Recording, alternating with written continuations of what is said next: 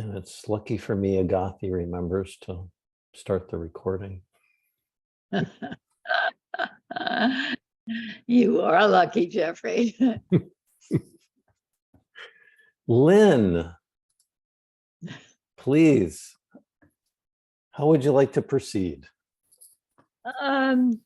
Let's just shake out all of anything that has constricted us, or anticipation, or my cat was insisting on meowing, and had to find a way to get him in the other room. All of those kinds of things. The baby's teeth, all of that. And and here we are.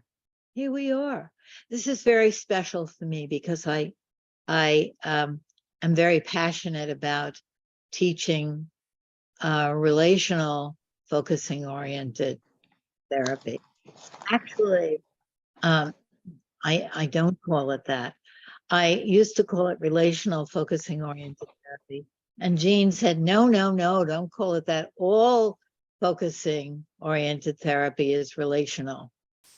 And I said, yes, that's true, but different kinds of focusing therapies are combining with different things and emphasizing different things. And how should we call an FOT that's emphasizing working in the relationship? And so we decided to call it FORP, focusing oriented relationship therapy. So so here we are, and I want to be able to communicate to you, not to ever lecture to you, but to somehow communicate to you the essence of what that focusing oriented relational therapy is. Does anybody have any thoughts, or what comes to you about what is a relational therapist? Just anything. There's no right answer. But when you think of a relational therapist, it makes me think of someone willing to allow what happens in the moment to learn, to discover between the two, as opposed to I'm going to push my expertise on all your problems and you will be better and I will be unchanged. So there were a few things in that that you are learning through the interchange, right? And that the therapist isn't thinking that he or she is going to make the change, that it's a two-way street. Yeah. Stefani, I thought you had your hand up. Yes, I think it's to me, what comes to me, it's that both are at same eye height. You say eye height, so that they are very equal. There is no higher or lower, and I think that means more than is in these words. So yes, I like that. It's not like that. Yeah.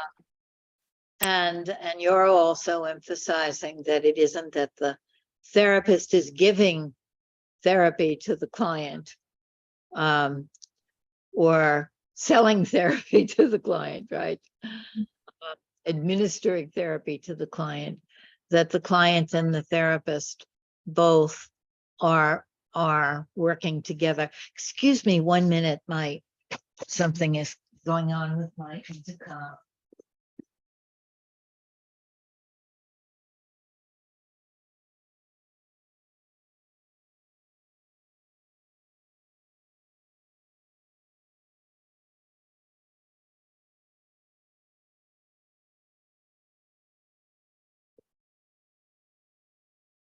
Now my intercom is part of our relational field.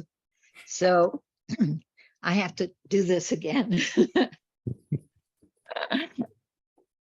Did you ever hear of burning sage? Back in the 70s, we would burn sage as a way of clearing a space. So I am symbolically burning sage there. Yes, this whole idea that people often feel that therapy is something that one person gives to another. And that was never Jean's way of experiencing it or describing it. And the importance of that hierarchy is, you know, to not feel that the therapist is more well than the client, or the therapist is wiser, or the therapist is in some way more mature. And probably you're thinking now, no, it's not that the therapist is always wiser, but I wonder if beneath our thoughts, we kind of think that the therapist is more mature. The therapist is more well or something. Do any of you have some of those feelings? I don't mean do you actually believe that, but do you feel it?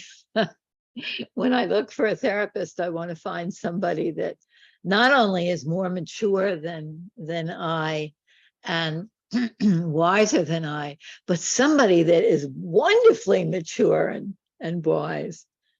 Do any of you have that feeling? And I think it's important to say, when we're laying out these general ideas first, that part of a relational therapy is making room for those feelings that we have as clients of wanting our therapists to be the most wise, the most mature, the most loving, the most everything, right? And we can have those feelings and honor those feelings without believing that the therapist is wiser than the patient. And there's all kinds of complications in that, isn't there? We can maybe get to some of them later.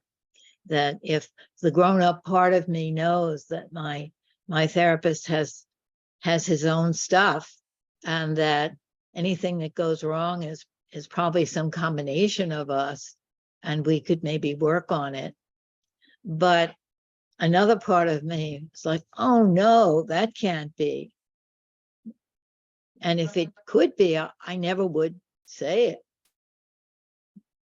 For many of us, it's so difficult to say to your therapist, you know, I think you have an investment in this, or I'm feeling how your issues may come through in this, or I'm wondering what you are needing here, or something like that. Do any of you find it easy to say those kinds of things? We're sort of registering it. Maybe at some moments you could, and maybe some moments you can't. But a relational therapy is a therapy where we struggle to be able to talk about how it's a process of both of us, and that therapy isn't the hierarchy of the therapist being wiser, but also that therapy isn't just two struggling people struggling with each other. Therapy is this third thing, which I call the us. Some of the intersubjectivists call it the intersubjective field, this third thing that isn't, that is sort of the child of the two, that has its own characteristics, its own struggles, its own gifts, and that we're in a relational therapy, we are trying to grow this us that we have, that we are. And so I want to give you my basic principles first, that some of you might know from reading things or seeing things of mine.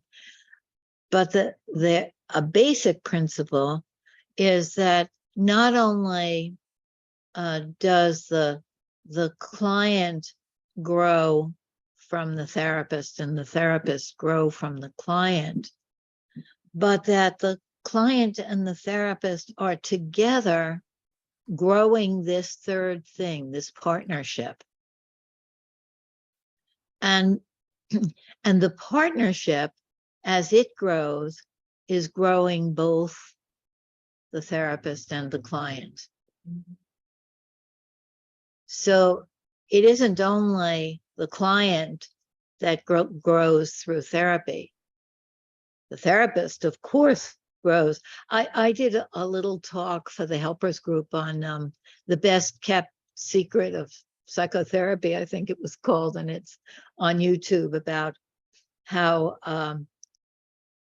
the best kept secret is that we therapists are healing and growing from our work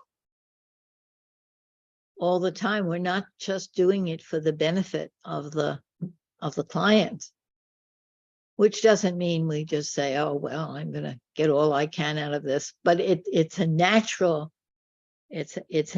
process. Anybody else, anything about what a relational therapy is? Dave, you had your hand up a while ago. Yeah, I was going to say, for me, I sort of associate it with where the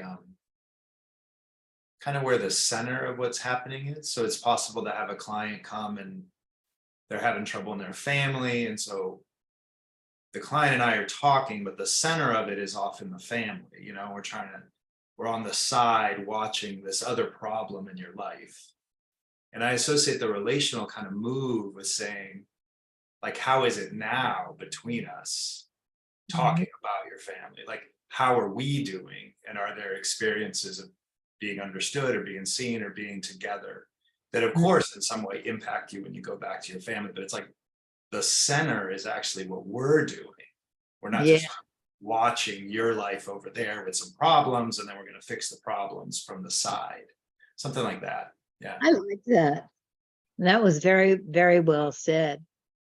There's a film on YouTube of my interviewing Jean Genlin about the implicit, and there's one little part that's a separate clip about Jean's using an example from his own work in order to illustrate what the implicit is about.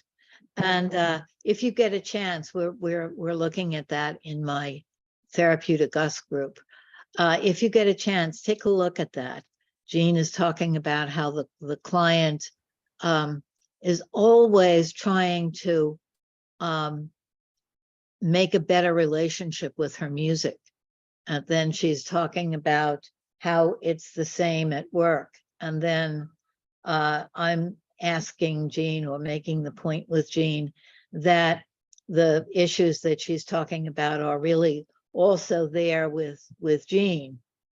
And Jean is saying it's always relational, but Jean doesn't feel like that has to be brought out or talked about. My kind of relational, we don't always bring it out or talk about it, of course, but there's value in being able to talk about how what's going on for the client is also going on in the therapy, because then we can really look at it from both directions. We can look at how our relationship impacts on what's happening in the person's life, how the person's life is impacting on our relationship, how we're trying to work on, or how we are working on, maybe not knowing it, some of those same issues.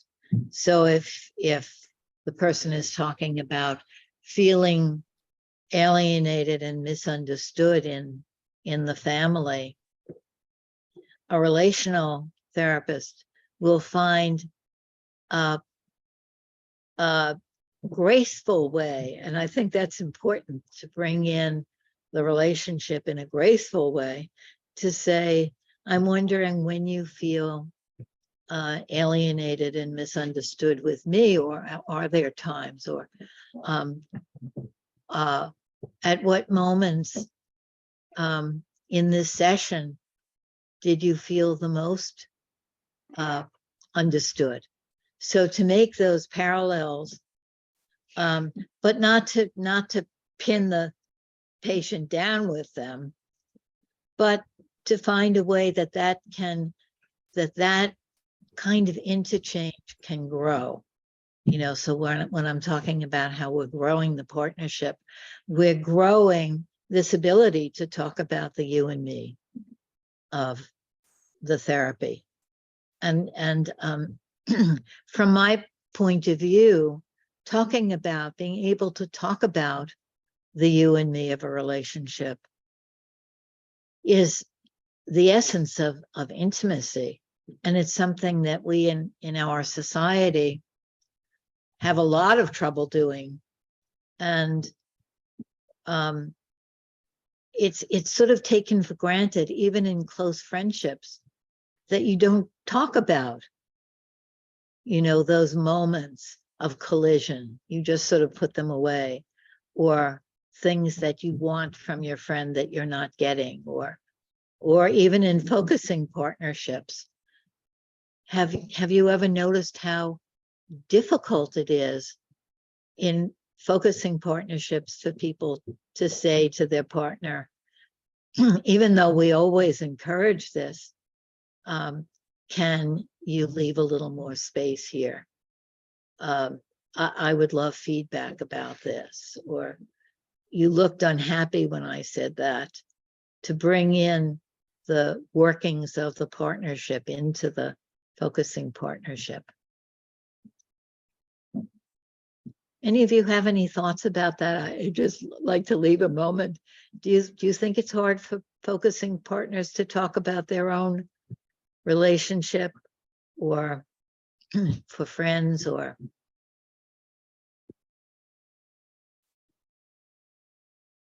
anybody have any thoughts about the place of the talking about you and me? Marika? Yes, I think it's very difficult to, in the way in where we say these comments. I had once a client, and when she was finished with the therapy, and then after a few months, she called me and she said to me, "Hello, I want to give you some advice about your life." And I thought, but we never give unasked advices. And so now in this class, we are talking about relational, how do we do this? And I didn't want to talk with her because I thought our therapy is over and I don't want your advices for me. I want to talk with people. Of course, I want to talk, but when someone has an advice, it feels unequal, like she has now discovered something and she assumed I don't know this, so she wants to give me some advices. And I think the way in which we communicate is so subtle or so it's so, yeah, for me so important. And now I hear you saying this and I think, oh, maybe I had to say, yes, I want to hear your advices for my life. And Yes, am I saying that? Am I saying that we, what what comes to me is that it's so difficult. That's what we need to be able to develop in therapy, right? And then your client wanted you to do it after the therapy, yeah, right? yeah, So it almost seems like the therapy wasn't over. It was just maybe at the point of beginning when the client said that, right? That then you would get to really work with the you and me of the relationship. yes, and it puzzled me, and I didn't like it. It felt so surprising. She called me and she wanted to give me some advices. So, oh, yeah, Yes, and then it's difficult if you don't like it, something you don't like, and there isn't a therapy relationship to work it out in, yeah, right? I mean, the therapy relationship is the environment in which you could work on that. yes, Yeah. yeah. Thank you. I'm imagining that I might have said, of course, who knows what I would have said, because I would have been that me, but I might have said, wow, there's a lot there. I wonder if we would want Yes, questions about that so we could explore it. There's a lot of juiciness there, and juiciness doesn't have to be something you like, right? We don't only have to work on the juiciness we like, we can work on what gets us like, what? You're going to give me advice? yes, But that yeah, gives you a wonderful opportunity to work on that if the person was willing to do it. yes, yes. And the next time I will definitely say something else.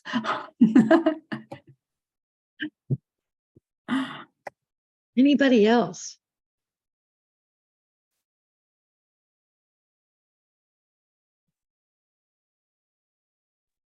Francis. What strikes me in Marika's example, at least, my projection, right, is at least two possibilities come to mind. One is that the client may feel that the relationship was asymmetric, that the therapist has been giving so much to the client, and the client feels obligated. I must offer you something in return, as reciprocity, as compensation. And the other thing that comes to mind is,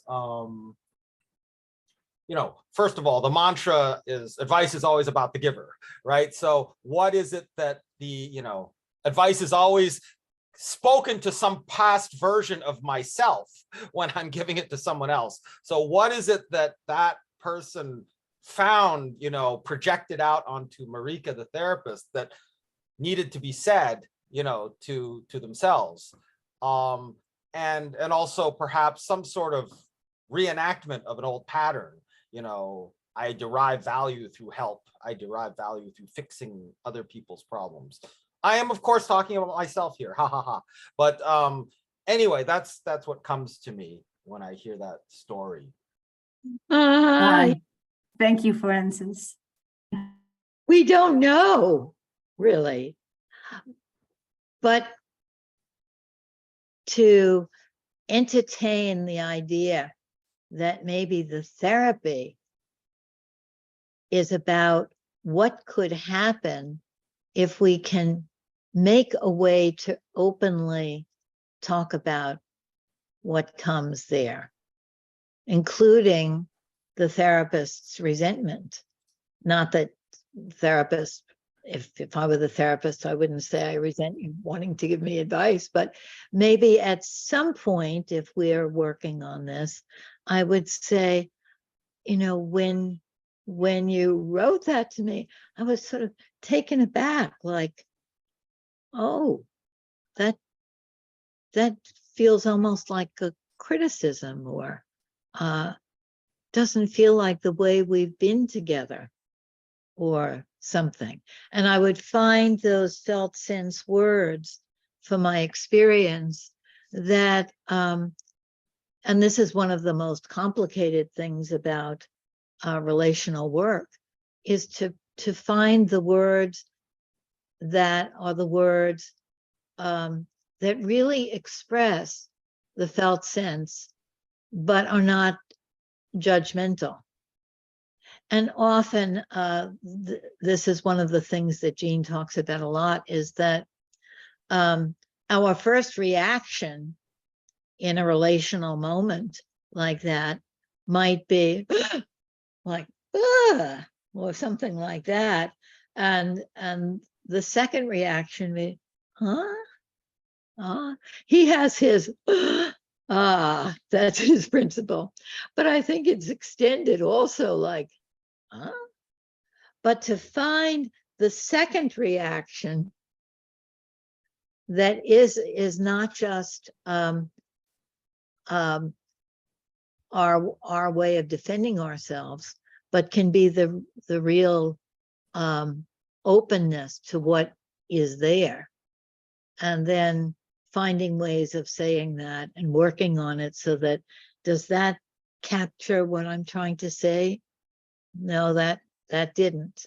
The same way we do when we're working on putting any kind of feeling or experience into the right language that really conveys it. Gretchen?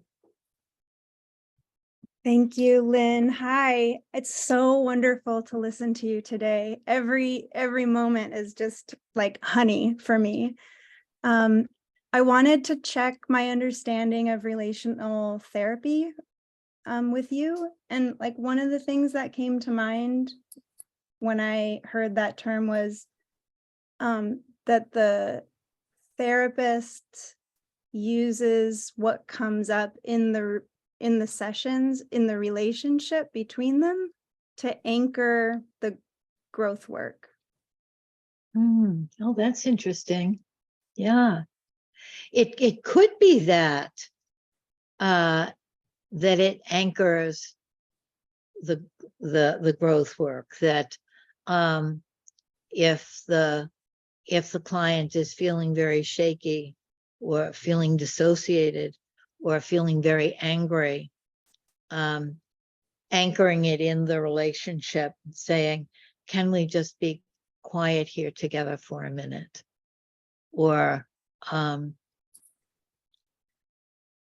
I can see that look on your face of fear, and something in me wants just to comfort that place in you. That would be a relational response that would be grounding the work. But I think relational therapy includes that, but it's broader. I would say that relational therapy, and of course there's many different kinds, is an understanding that we are our relationships. And Jean's philosophy is very radical there, that we are interaction. And Jean says that my job is to be the kind of interaction that's going to make things better, that's going to help the client grow and heal. And that's also on the YouTube channel, if you want to see it, Jean's tape about theory. He says that we are one interaction. There are two people, but there's only one interaction. We're part of this. We're not separate entities. We're not things. We are interactive processes. And it's very hard to get your mind around that. It's like it just doesn't want to sink in. Let's see if we could do it together. Then we'll probably go back to thinking we're entities again when we don't notice it. But let's together see, can you feel yourself not as a separate thing in a skin bag, you know, with a separate body, but as an interactive process. And you're changing moment by moment, second by second. And as each of us feel into being processed rather than things, the whole configuration changes. We're all changing. Let's just look at each other for a minute. Let's give ourselves permission to really look at each other. I have poor vision, so I have to lean forward to really look at you. I'm a process with you. I'm not over here teaching you something. And you're a process with me. And that honey that you, what is your name again? What's your name again? I'm Gretchen. Gretchen. The honey that Gretchen said that I was bringing, we're all feeling the honey, and we're all feeling things that people are, each thing that people are bringing up, Jean says, thickens this atmosphere that we are. We are this atmosphere. How does it feel to take that in, to try that on? That a relational therapist is someone that knows that we aren't separate.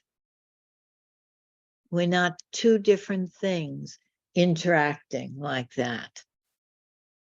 But we are this one interaction and two very unique processes that are making it up.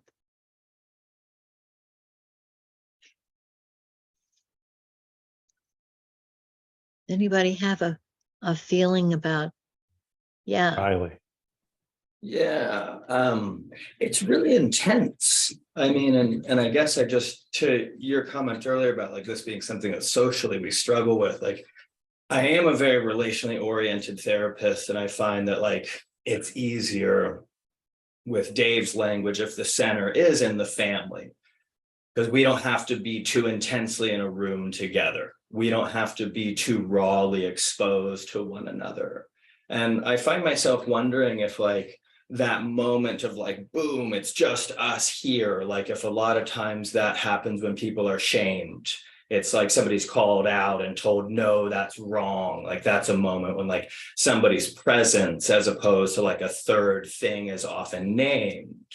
And I mean, there's almost like a deer in the headlights thing that can happen of like, I'm remembering a friend of mine when we hung out, we were just getting to know one another. And I realized like, we're just in this room together. Like he didn't get me a cup of tea. There's no music playing. We don't have any plans. We were just like in a room, and there's intensity about realizing that, you know. And one of the things from your article that I noticed is that the improvisational is always kind of contrasted with the scripted, you know. And like in the scripted, it's like, yeah, let's just talk about the football game. Let's just talk about the movie. We're fine. But then suddenly it's like, oh, hey, you know, like we're two people in a room together, and we're totally interactive right now. And it's so, you know, you are constituting my being in this moment. Like that's a lot of pressure. It can be really intense. As much as I think it's beautiful, I feel the force of it sometimes, you know. I love what you're saying. Do others of you feel that energy? How you brought a whole new energy into the room when you said that. And I feel different. When you said that, I said, wow, he's saying it like it is. We're not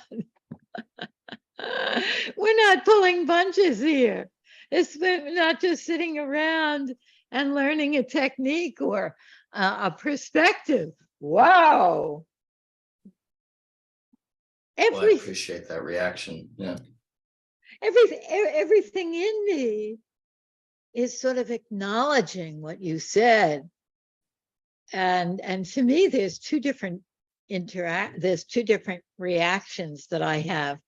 One is like, oh, we have to really teach everybody how to navigate this in a focusing way. And focusing is so important in relational therapy. And the other is, look at this power that everybody is talking about the ball game. And, we are doing that in therapy too. The client has their typical things that they talk about. Oh, my husband again didn't remember our anniversary, and I was really disappointed. But very, very usual kinds of issues that the person may talk about in usual kinds of ways is our way in therapy, often of the ritual of therapy, of talking about our issues together. I'm not saying that there's anything wrong with that. I'm saying that we know how to do that, the scripted part. And it's often, almost always, really necessary in every relationship to have a scripted part of the relationship, of how we are together, what we ask about, giving the cup of tea, right? Talking about the ball game. How did the rest of you feel about? Tell me your name again. I'm sorry. Oh, my name is Riley. Riley. Hi. Well, Riley said.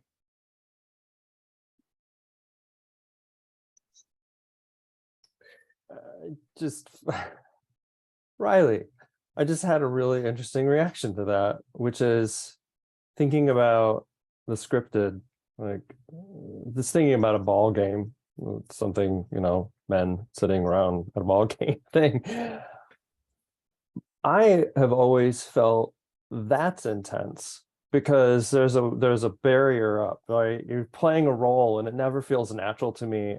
And then I think about when I am in the room, just even recently with a really good friend of mine, I got to have this many hours of no wall. It's like two people in a room for me, just being completely exposed and real. That feels like such a release.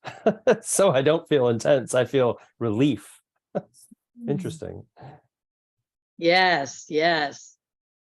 Anybody else? Just your gut reaction, your felt sense. Just a couple of words.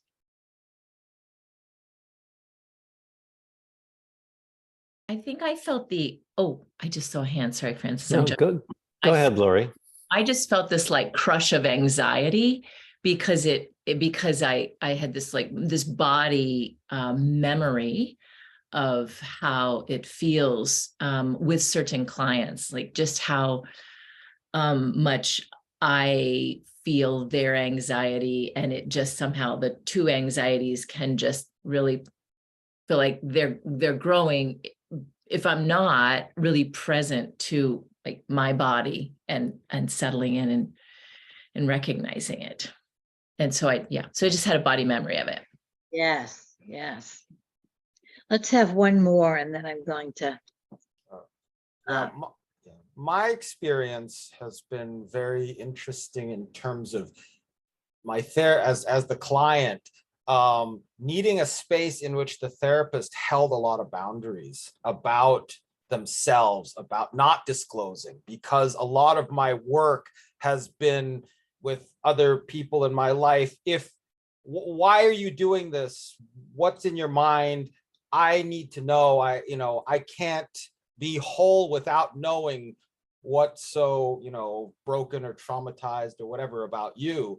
And so part of the relational dimension in my therapeutic space is for her to deliberately withhold things and have me be able to learn to sit with the discomfort of never being able to know those things.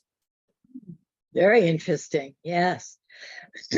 I just want to say there that people associate being relational with being close, right? That isn't really an assumption that I think I make or many relational therapists make. To share or not to share can be equally relational, that you want your therapist to withhold information about her life, and that's a relational need that you have, right? Somebody else might need to be always sort of nagging at their therapist, well, tell me about you. What about you?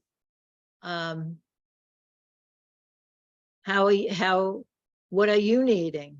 And that might be another kind of dance, but there's always a relational dance, you know, and the the typical relational dance that most human beings have is there's more of a pursuer and more of a distancer. The one who wants to be more talking about the you and me, wants to be closer, and the one that wants more space, wants more autonomy. And that dance, the pursuer and the distancer dance, or the one that wants more closeness and wants more distance, the relational therapy won't be the closer therapy, but it will be the therapy where we're developing a way of talking about that. We're developing a way of saying, oh, I just went over that line with you by saying something about what happened this morning, and you didn't need to hear that. To reflect the felt sense of when the other person feels intruded upon. Let me just come in here with Jean's edict about working relationally. His major principle is that he wants to develop maximum contact and minimal intrusion. So that would be his way of articulating what he's going for. He wants to be as close or as available as the patient needs him to be, but not to come too close. And we've done, I think, probably many of you in different workshops have done those kinds of exercises where as the client, you come as close as you want, and then you stop, and then the therapist might back up or come close, and you try out those feelings of the felt sense of the closeness and distance. Have you done those? That would be sort of Jean's idea of let's work toward, but the relational therapist might want to be able to articulate that. Oh, I came in a little too close, or you really wanted me to notice when you said such and such. To be able to talk about the relational dance.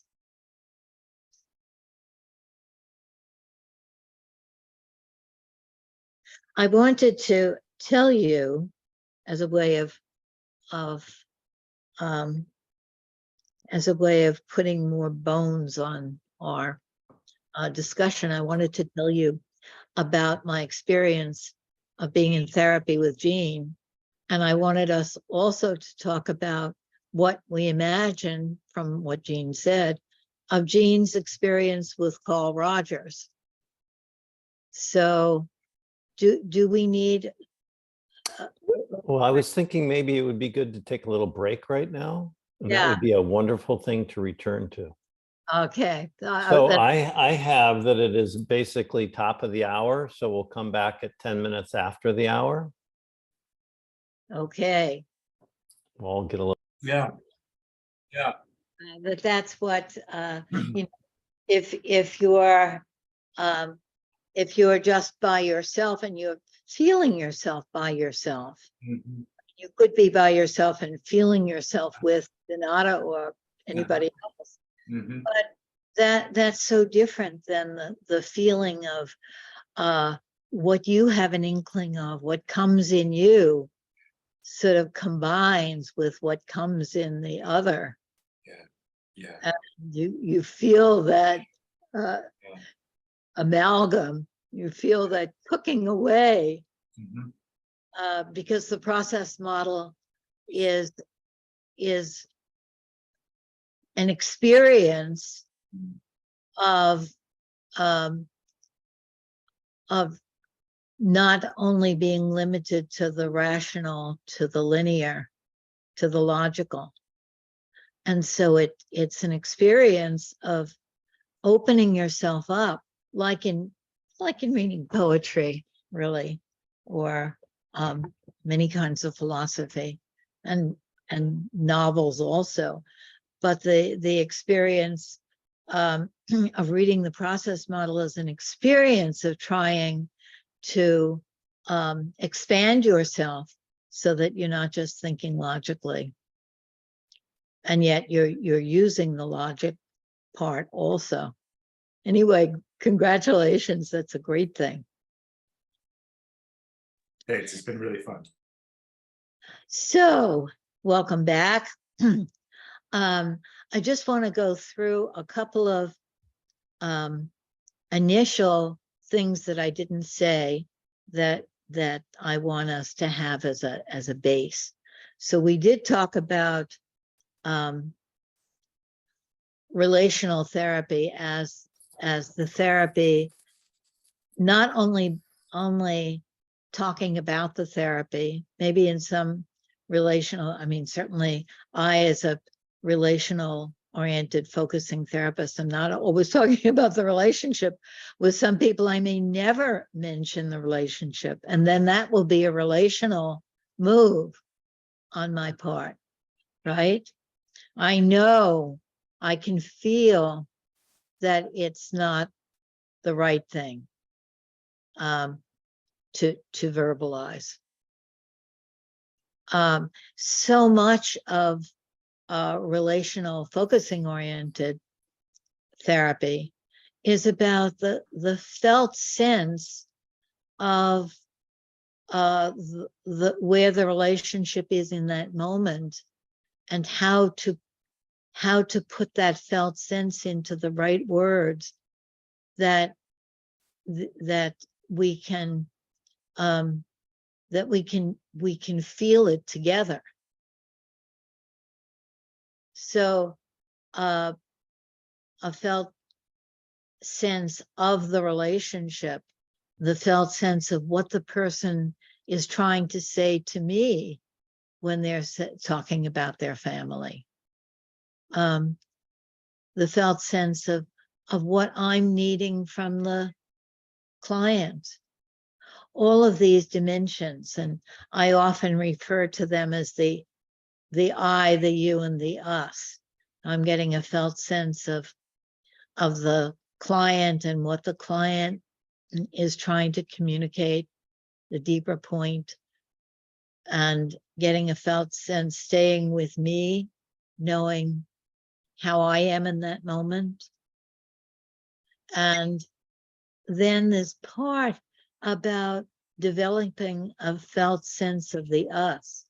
That's sort of the part that that Jean hasn't written about very much at all, and that I would love other people to take up, really studying how do we find the felt sense of the system, the felt sense of the partnership in that moment. It's like, oh, is this the moment that I should say that? What's trying to come through here? why are we so stilted today? What's needed? It's these questions about where we are together and what we need. There's a lot about sensing in a system when the system is ready to expand, or the system needs to shrink back to be safe in that moment. But just getting the feeling of the system as well as the person and as well as myself. And that is a different aspect of focusing oriented therapy that I'm hoping we as a community will emphasize more and more and become more confident in, because it really helps enormously to do that. So that's about relational therapy. Focusing oriented therapy, I think we would all agree, is about a particular kind of attention, right? Jean did a lot of writing about the importance in this time of history of attention. Everything is based on our future about developing attention and how we pay attention and what we pay attention to, and paying attention with the body, including the body in the attention. So if we think about focusing oriented therapy as this attention to the felt sense, and the relational part as attention to the felt sense of the relationship, we have a sort of basis to stand on here about what we're talking about. So I'm going to tell you my story that I told in the Two Woven Miracles. So you probably have read that pretty recently. And let's see where we can go with it. Oh, before I tell you my story, I wanted to tell you this little anecdote about listening to the us. We're talking about listening to yourself, listening to the other, and listening to the us. And I thought we could see where it goes. As a young focusing oriented therapist, I was invited to teach a household of monks focusing. And I went to this monastery and stayed overnight in this beautiful area where there's a beautiful river, and this group of monks were trying to really make a relational home for each other and learn how to talk to each other and learn focusing. So that was my job. And so I was a young starting out focusing therapist, and I was trying to explain to them about the importance of attention, and that attention, that to get a felt sense is an experience of something slowly coming, right? That Jean says it has to come, that we can't just say, I'm going to pay attention to blah, blah. We have to pause and wait, and it slowly comes in our body. So I talked about that for a bit, and the monks were looking at me sort of like, what? I don't know what you're talking about. One of them said, well, I don't understand what you mean that the felt sense comes in your body. And I, without thinking about it at all, sort of said spontaneously, well, it's like an orgasm. You know, you're just paying attention to the sensation and welcoming it and making room for it and letting it come. And I sort of caught what I had said to this group of bugs. I sort of looked at them and they were looking at me like, oh my God, what is she talking about? Or can she say that? Or I don't even actually know what their reaction was. And I was too inexperienced to say, oh my God, what did that bring? But I just stopped and sort of made contact with them. And I don't remember what I said. I might have said something like, well, I don't know how you felt about that example, but I didn't have the skill to sort of use that or to see what that would do, as a more experienced therapist. I might have said, what did that do? That example, what did that bring for you? How was that in your bodies when I said that? But I think that my experience of them was that they really got it, and that what it was for them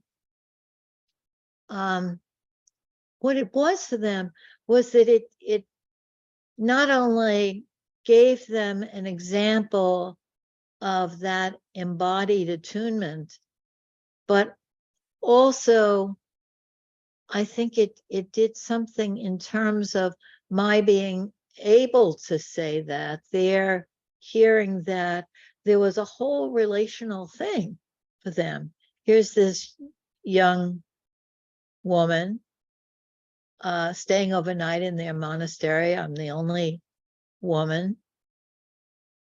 I'm teaching them focusing, which for them meant something about going inside, but also about relating. So I'm just curious how that story impacts to you. I wondered, was that a not paying attention to the us on my part when I think about it? Did I not know how to listen to the us? I just listened to the me, and tried to communicate to the you, and didn't say, oh, the us is this, or on some level, was I listening to the us? And did that need to be said to break the ice, or what did that do? I'm just very curious about what you would think about paying attention to the us.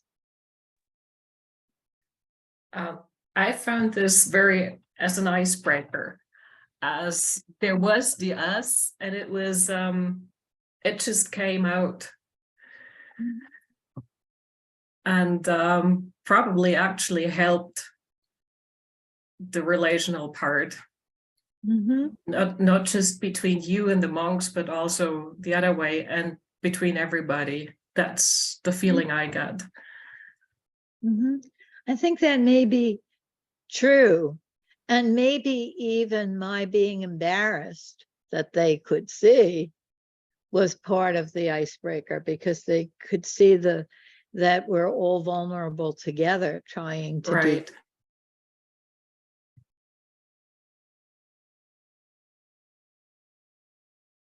Anybody else have a comment, a thought?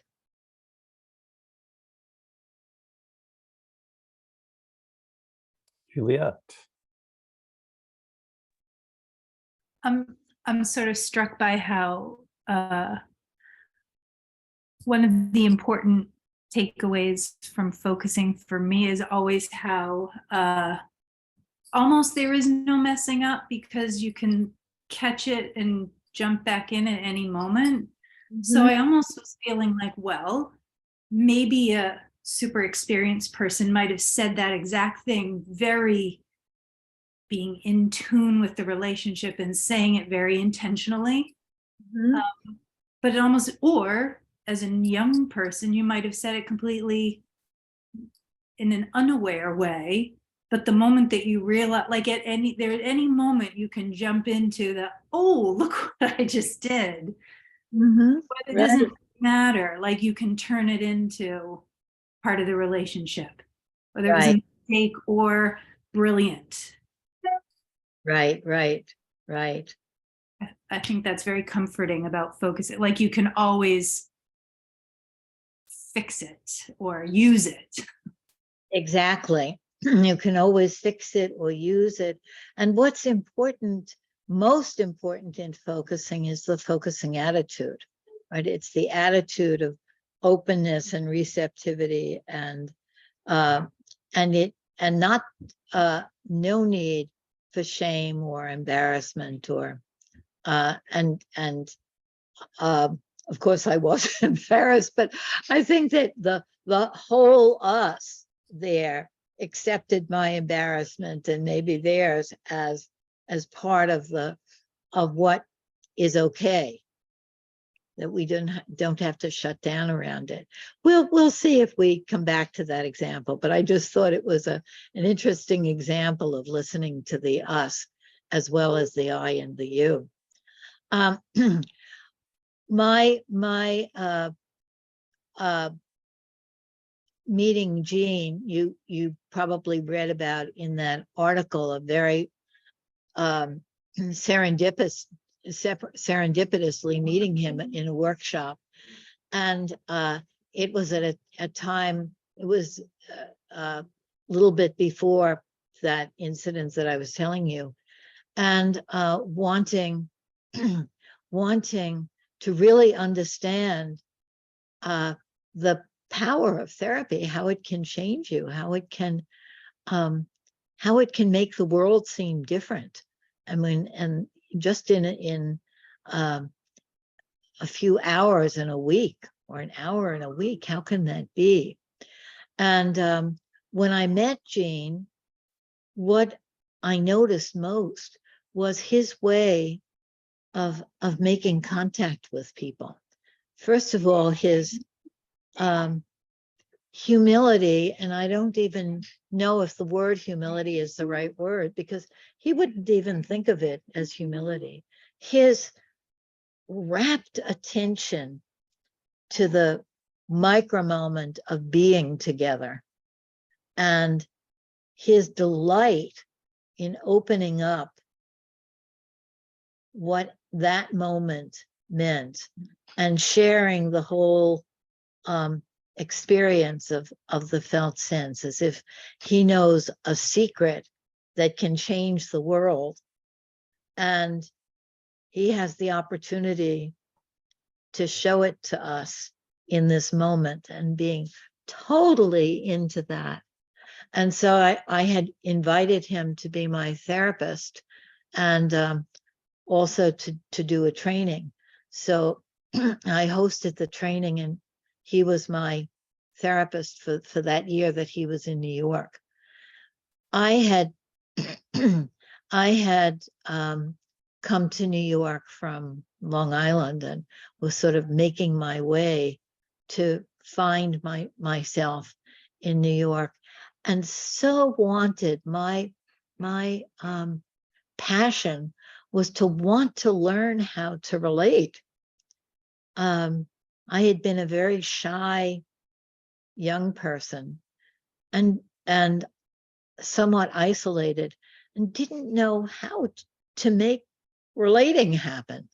And when I saw Jean being so connected, I very much wanted to learn that from him. And I felt like, oh, I'm going to be in his presence and learn how to relate. And he welcomed me with open arms.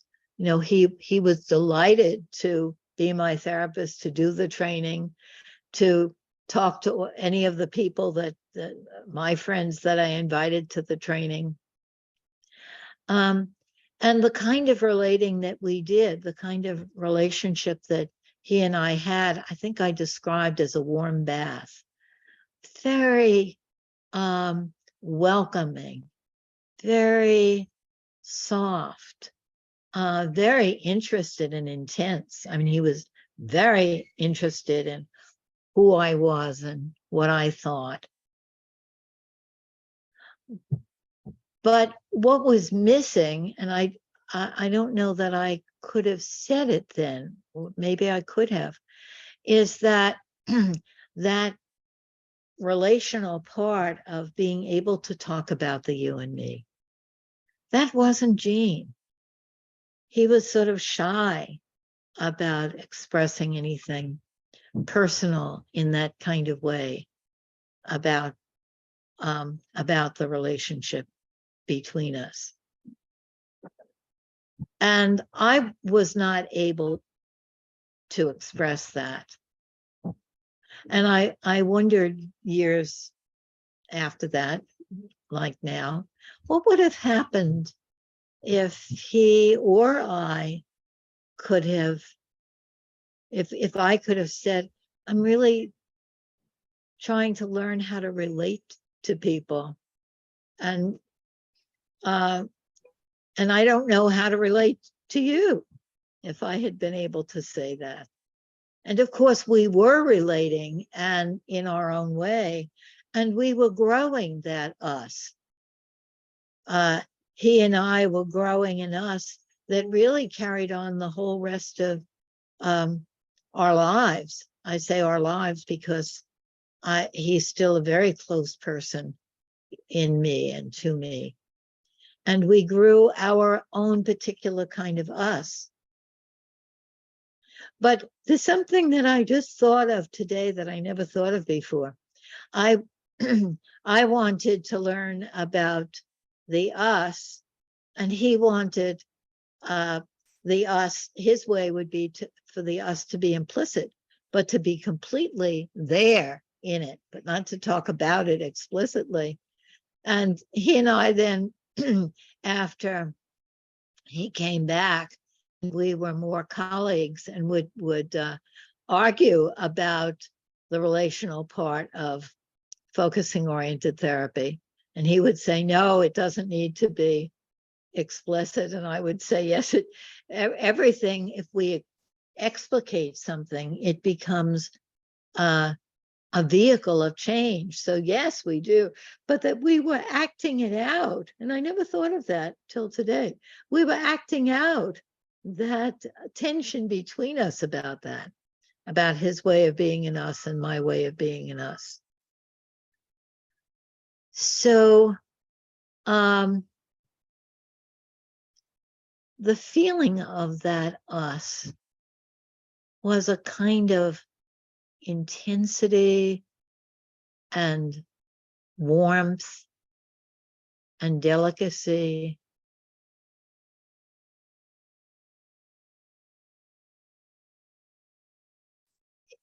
It was a tenderness. And I felt Gene had that with many people. Although he and I, of course, had our own particular kind of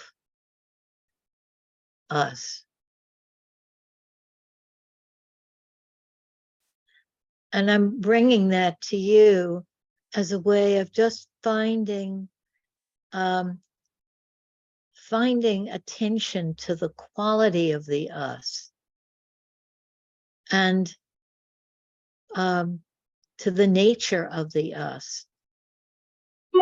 Not the nature of it in terms of, is this a good therapist or a bad therapist, but the nature of what is that particularity of the way we come together? What can we do together? How do we do it? And then I was thinking of what Gene said about his therapy with Carl Rogers. And Gene was Carl's student and then collaborator, and Carl was his therapist. And Gene had made comments about how you didn't have to make the relationship explicit in order for the it to be a relationship, in order for the relationality to be the vehicle of the healing. And he said, I never could have told Carl how I experienced him as genuine, or Carl was talking about how that was the important aspects of therapy, to be genuine, have positive regard, and to be prized. I felt, Jean said, I felt myself as this weird person who this guy Midwesterner could never understand. And yet I felt somewhere that he did understand me, but I didn't think that. I just experienced it, and we never talked about it. And so today, when I was preparing to talk to you, I was thinking, I wonder if Carl had said, well, do you feel I understand you? Would that have pushed Jean away? Or would that have brought Jean closer? Or what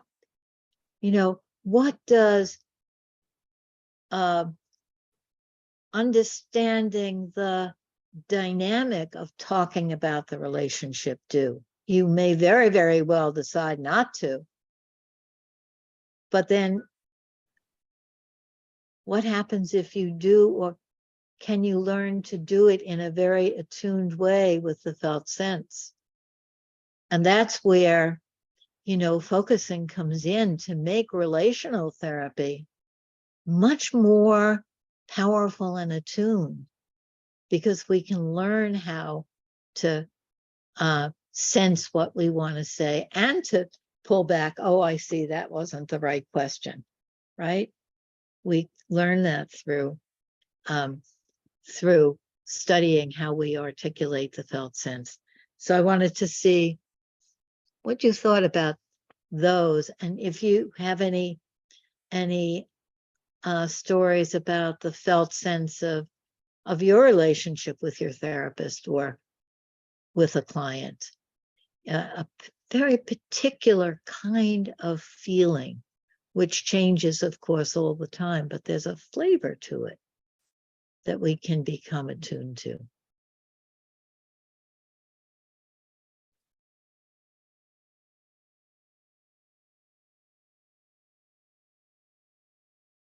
So any of your thoughts are welcome. And it could be about anything.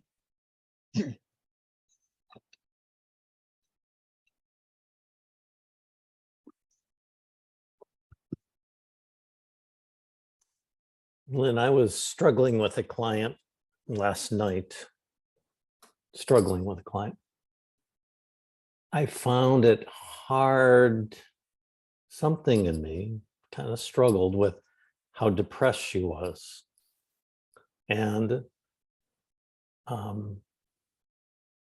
she is someone who doesn't have a lot of resources, and there's financial constraints, and I know that she lives kind of close to the margins and could become homeless, and she turns to drinking when things don't go well, and I just felt stuck. Yeah. I mean, like, I wanted to rescue her, but then I didn't really know what to say, and like anything I would say would seem trivial. Yes. With such a kind of dire situation.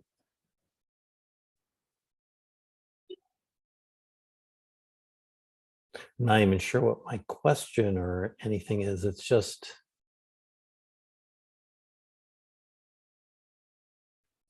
it was a hard place. Very hard place. I'm wondering, Jeffrey, you were describing the felt sense to us. If having that felt sense, if there would be any way that sharing that, because that's not just you, right? The two of you are there together. in that very, very difficult place. I'm just wondering how that would have been if you had said to her,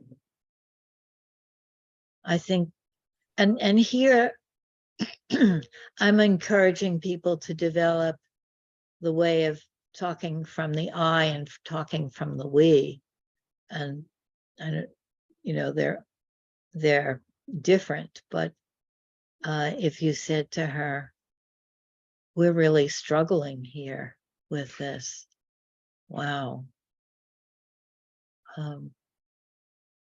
This is hard, isn't it? Or if you were talking from the I, to say, I feel the heaviness, and it feels like almost anything I say to you now could feel trivial.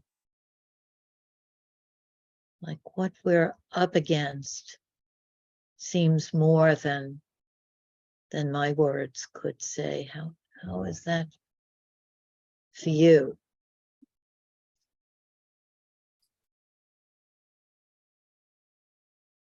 Yeah, I think that would have been a different step or direction. That would have felt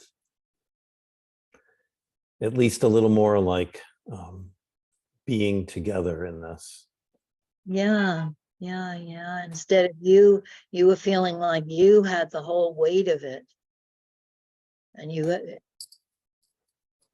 Yeah, and I think I go into, or because I know how she can kind of spiral, and so something in me kind of tightens, I think, a little bit at the thought of things not going well for her. oh yeah.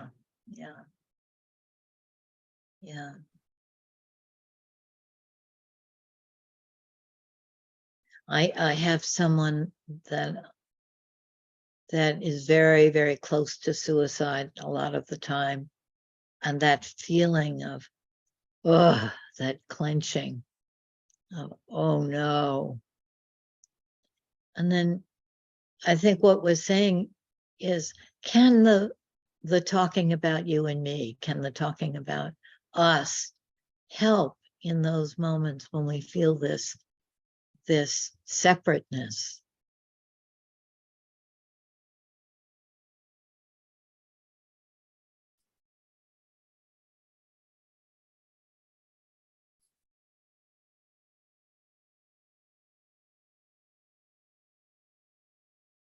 Stacy's hand is up. Yeah, I think when I hear you speak, Lynn, I just had a practice client 2 days ago,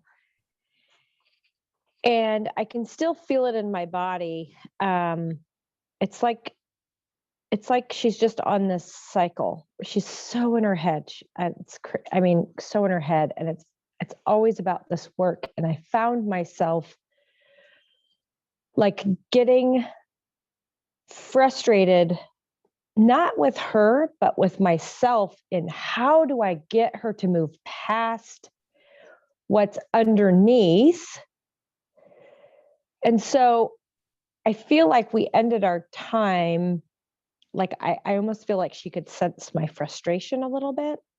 And so what I'm appreciating about what you're saying is I just need to maybe take a step back, because I loved what you were saying, that, you know, we aren't separate, but we're uniquely together in this interaction.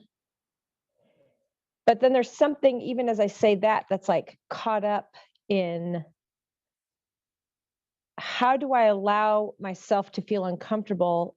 Or maybe it's that I'm feeling like I have to carry the weight to help her move forward in that. But then at the same time, I have been feeling like I do need to come back and say, look, P, you know, I feel like I was getting frustrated towards the end because something in me wasn't feeling like I was helping you to move forward. And so I'm curious if that would change the dynamic, but it still doesn't change the dynamic within me.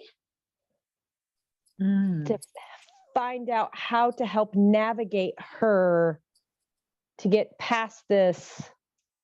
And maybe that's not my job, I don't know, but get past this. Well, I just need to suck it up. And like, that's always her attitude. Like Her attitude is, her attitude is like, I just need to deal with the agitation, suck it up and move on. And so it's like, I'm trying to get her in relationship with, yeah, so I guess it's a complex question. in relationship with, say that again. I'm trying to help her get into the relationship with that frustrated part, because that frustrated part is always there, but she's always wanting to be like, I just have to suck it up. Yes, I acknowledge it. Okay, now how do we move on? And so I feel like maybe there's pressure on me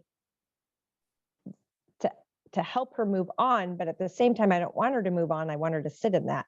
So it's kind of a complex, like, how do I hold that and still, like, how do I release that for myself?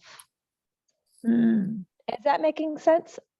Because I don't want, it's not my responsibility in a sense, you know what I mean? It's like, I don't know what I'm trying to say. I guess it's hard to, I don't know. I know that I don't want to be the catch, the snag, to not help her move forward.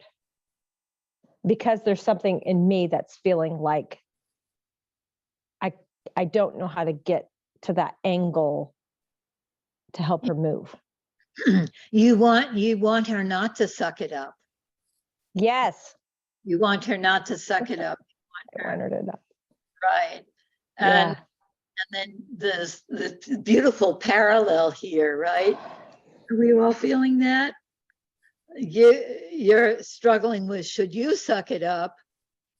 Or you're not doing your job if you suck it up, because then you're not helping her not to suck it up. And frustration in you, and this frustration in her. Yeah. And yeah. Do you feel just a little different? Just feeling the parallels, feeling the usness of that, the dance of that? Kind of, but I still feel that block in me. There's still a block for me. The block, it sounds like the block is not knowing how to bring yourself in. And it's often is that kind of block, that we feel like we need to be there, we are there.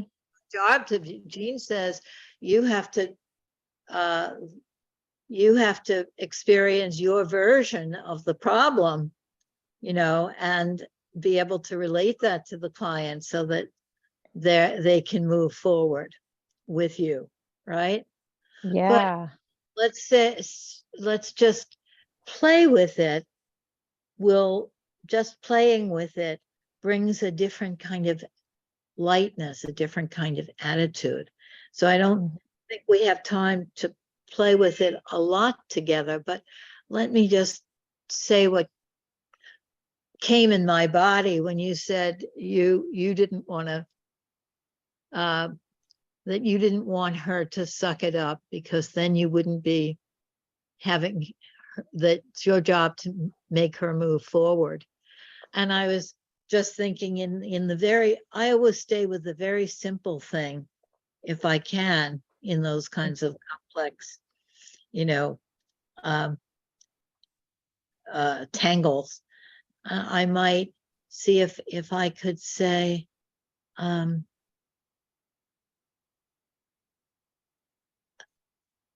it seems like you feel like you should just suck it up.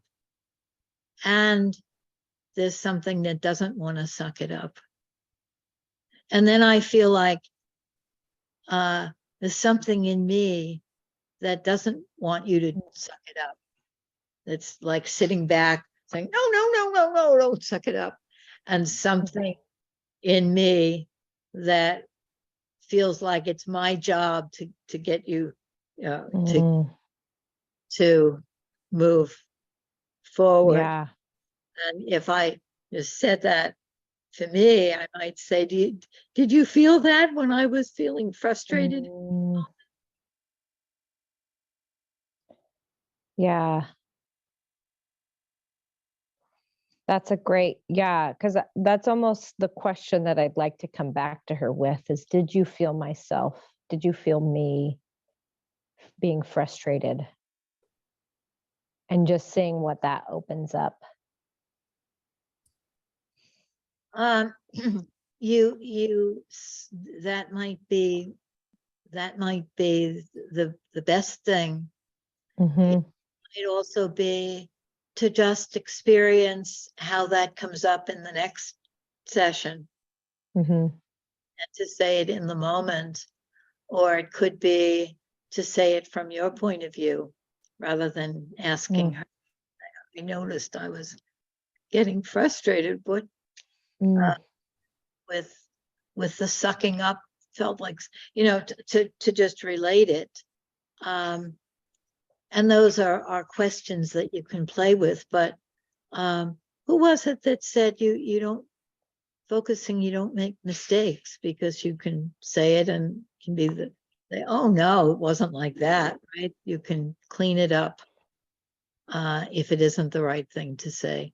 But just something from yourself that isn't putting anything on the client, and give us that feeling of space, feeling of being able to breathe. Perfect. Yeah, thank you. There's some questions, Stefani.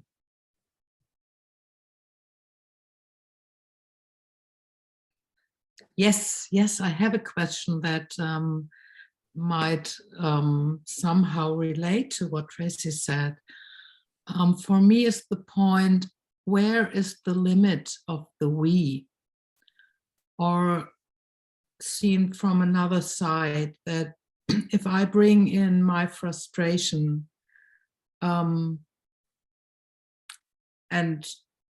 say that I'm frustrated, I bring in myself, and we definitely have two different roles. Even if we are in a relationships, we have different roles, and we have different targets, or maybe that's not the right word, doesn't matter, but where is the limit? What I want to say is I think one time in class we also talked about maybe saying from us that we want to stop the relationship because it's maybe too much for us. So what comes in the therapy is the real life that I feel maybe it's too much for me, this client. I can't work with this person. So I don't know if it's clear what I mean, but I feel there is a limit of the we in the therapy, and I'm not sure where is it. Where can I also say, okay, now I'm here, and here is a limit. Makes that sense? I think let me see if I get you right, but that is a very, very important question. Seems like there are a number of questions in it. One is, where is the limit of my responsibility? When can I say there's an I, and I need this, or I am this? Yeah. And then there's another question about how to express the I without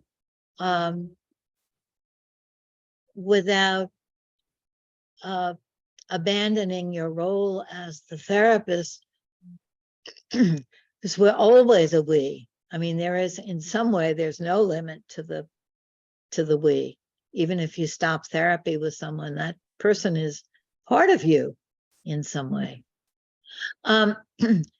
But one thing that comes to me is Jean's idea that we try anything or do anything and then come back to listening. And I think that's very, very helpful in terms of expressing the I or the we. So certainly, if you're saying that you want to end the therapy with a client because it's overwhelming to you, then to say in as least putting it on the client way as possible, right? That's always very, very important in terms of relational statements, is to not put it on the client. You're expressing you. And in the other example that we had of the sucking it up, it's also so important to say, I was something in me was not wanting to suck it up, but you do it in such a way that doesn't mean, well, don't suck it up because I care about it, right? There's a tone, there's a way that you're saying, well, this was, I was frustrated in that moment. But with a client that you're overwhelmed and you're wanting to stop the therapy, to say, I'm finding myself not able to really be helpful.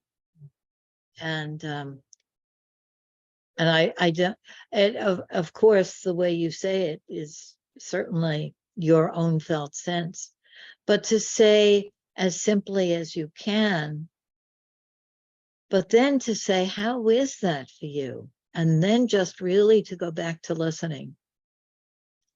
And then you're turning your attention really to the strict form of listening. You're not saying, but blah, blah, blah, or blah, blah, blah, or you're not doing that. And I think maybe that's one of the things that is a kind of a safety net in terms of our expressing our own feelings, needs. And there can be something almost strengthening, relaxing to say, okay, now I'm going back to listening. And it doesn't matter, you're just carrying forward what the patient has to say. Yeah, that's so helpful, especially that I come back to it's a lot, not all, but it's a lot about how something is or is said or whatever, and not so much the content, the what, but it's the how. So yeah, that's what really comes to me, and thank you so much. Yeah. Travis. Yeah, my mind is like in 100 different directions, so I'm gonna try to, contain myself. The thing that came up for me when you were Lynn, when you were talking about Carl Rogers and even thinking about Gene Gendlin, is like the phrase that came up for me was like show not tell, and I feel like they were such good, like they showed it, they embodied it and they lived it rather than having to explain it or to talk about it. And one of the things that I always find so soothing about Carl Rogers is, he's sort of laying out in one of his books, he's saying, do I have the courage to fully be myself in the room with somebody? And do I have the courage to let that person fully be themselves at the same time? Like, basically, like, I don't think he would put it like this, but can we make space for everyone to be as they are in that moment? And that at the end of the day is like all you have to do, and you know, even especially in his early work, Carl is like almost like aggressively or militantly non-directive, right? Like he doesn't even like questions, like, because he feels like that's just like too much in the person's space. So he like had this real tender care of saying like, and his work, it seems, was to just know who he was in as many moments as possible so that he could sort of live that. So that sort of frees you up from even having to say sometimes I'm really frustrated here. It's you can just be frustrated. And there's also, I think, kind of to Stacy's point, or not Stacy's point, but your point, like that there's an ownership of that too, right? So that you're not putting it on your client. You're saying, I'm frustrated, that's mine. But you don't even have to explain that if you're really, I don't know if I'm explaining this well, but like you don't have to explain that if you're owning it, right? Like it comes through. It can be felt by everyone. I love what you're saying, and there's a place that's disagreeing. The disagreeing place is in when it isn't explained at all, then the client takes it like I'm a frustrating person. Of course, my therapist is frustrated with me, or whatever the client's usual way of organizing that will be. So, you know, if I'm frustrated and I say, if I say I'm frustrated, I'm not saying to the client, I'm frustrated, but I'm noticing, sort of more like Anne Weiser Cornell, right? Something in me is noticing I was, you know, pushing there a little bit. And what is that for me, right? So then I'm asking. So there's a principle. I like principles. There's a principle of non-intrusion and not putting it on the client. And that's very, very, very important. But I think that there's also a principle of transparency, that when your reactions are something that will be troubling to the client or very helpful to the client, or maybe everything in between, the transparency gives the client the experience of nothing is so horrible that it can't be said. We can say everything, and this is just a moment of this, you know, frustration. If I don't say it because I think, oh, I don't have to say it, and the client is feeling it, then there's a whole thing that happens underneath where you're worrying about, does the client, you know I'm frustrated, and the client is saying, why is that? You know, what is that? And the client might not even have the word frustrated. Do you know what I mean? Yeah, and I certainly didn't mean to suggest that like you don't talk about it or that you wouldn't name it, because, you know, I've seen many examples of Carl and Jean sort of naming what's there. Yeah, I'm not sure exactly what I was trying to articulate, but I agree with you there. I absolutely agree. Yeah. I think what you were trying to articulate is this, is your excitement about Carl Rogers really going for it in terms of he's going to be himself and let the client be themselves. And there's something so powerful about that. It does everything. Yeah. And I think the challenge here, maybe what's coming to me is the challenge there too is to say something might, I get afraid of, you know, of just what you're talking about, of the client then like blaming themselves, right? You name something really uncomfortable that's going on, and then the client says, oh my God, I'm a bad client, and I'm so bad, and I hurt my therapist. And like that's where I guess where I strive for, and often miss the mark. But what I like in this that frame is that you can hold that, like you could stand that, but you could still say it. You could still bring yourself in there And it doesn't have to be like, oh, I have to pull back because I don't want my client thinking or feeling shame, right? That like, then we can hold any shame that might come up, or we can, that's okay. Like, to be uncomfortable is all right. Right, right. And that transparency might even be helpful to say, you know, there's part of me that wants to hold back saying that, but then I'm giving this message, and I'm wondering if I say, can we, if that's uncomfortable, can we hold that for a minute? What Yeah. comes there? You know, in other words, to be transparent about the desire to hold back. Yeah. But the felt sense language is always so important in these very, very delicate things. And it doesn't matter how wise you are and how good you are and how experienced you are. These interpersonal collisions are always going to be an edge, a very, very delicate edge. And the felt sense way of trying to express the real feeling of that edge can be very, very helpful, but it doesn't take away all the discomfort that is our human way of being, to have things that are uncomfortable.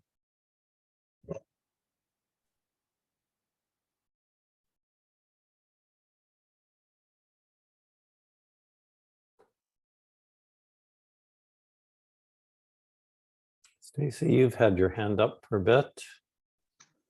Yeah, I just thought this was kind of interesting. So I just got my feedback from my client I was just talking to you about. So I wanted to share this. She said, I'm still learning to appreciate the focusing process, my challenge, not hers. So I thought that was interesting. And then she shared a little more, but then she says, I always leave the sessions better than I was at the beginning.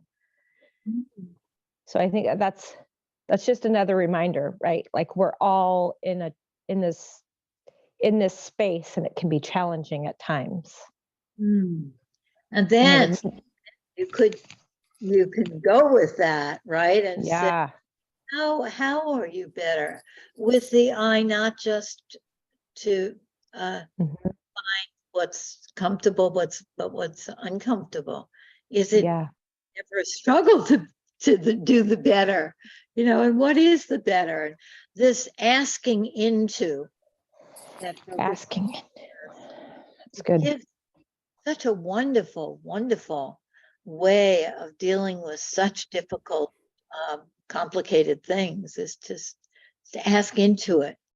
What was that better? How did you notice it?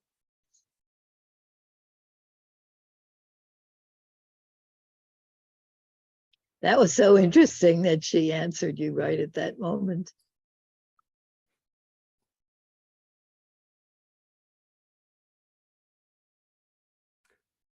Lynn, I remember reading Jean saying, so much of this depends on if the client and therapist have an old notion of hierarchy, or they have an understanding that it's a equal relationship.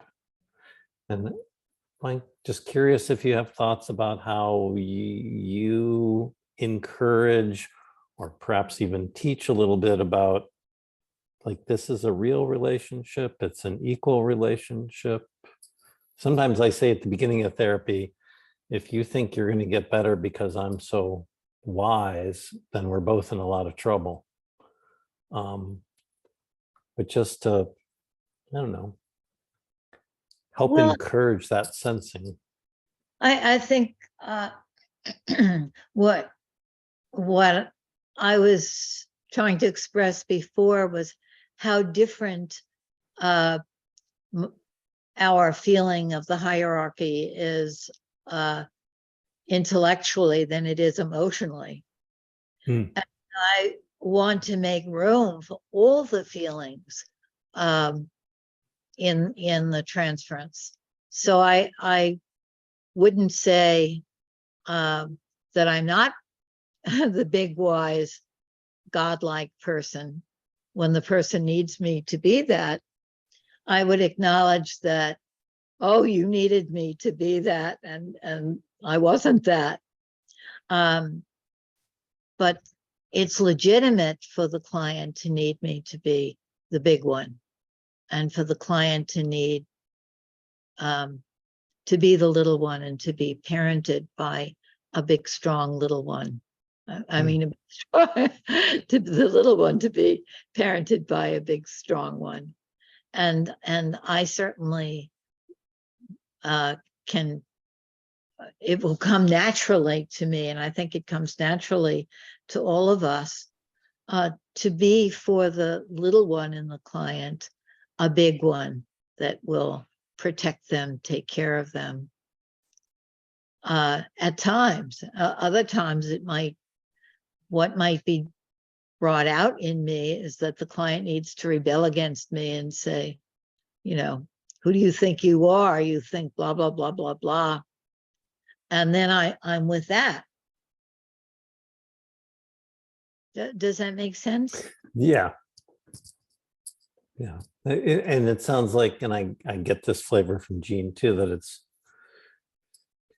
you're embodying the relationship that you hope to have there, not so much talking about it, or it's the doing and the saying. Right. It's the doing and the saying. I love that idea.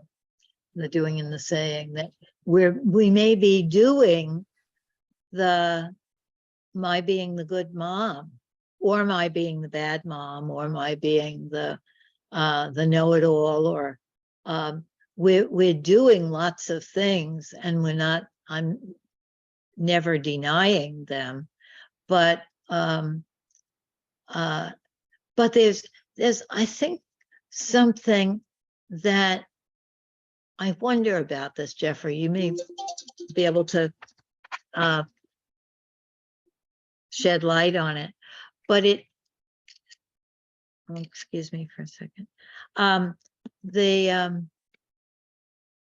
I think that dual reality of the implicit and the explicit is communicated implicitly and sometimes explicitly, but the implicitly, we're all kinds of things to each other, and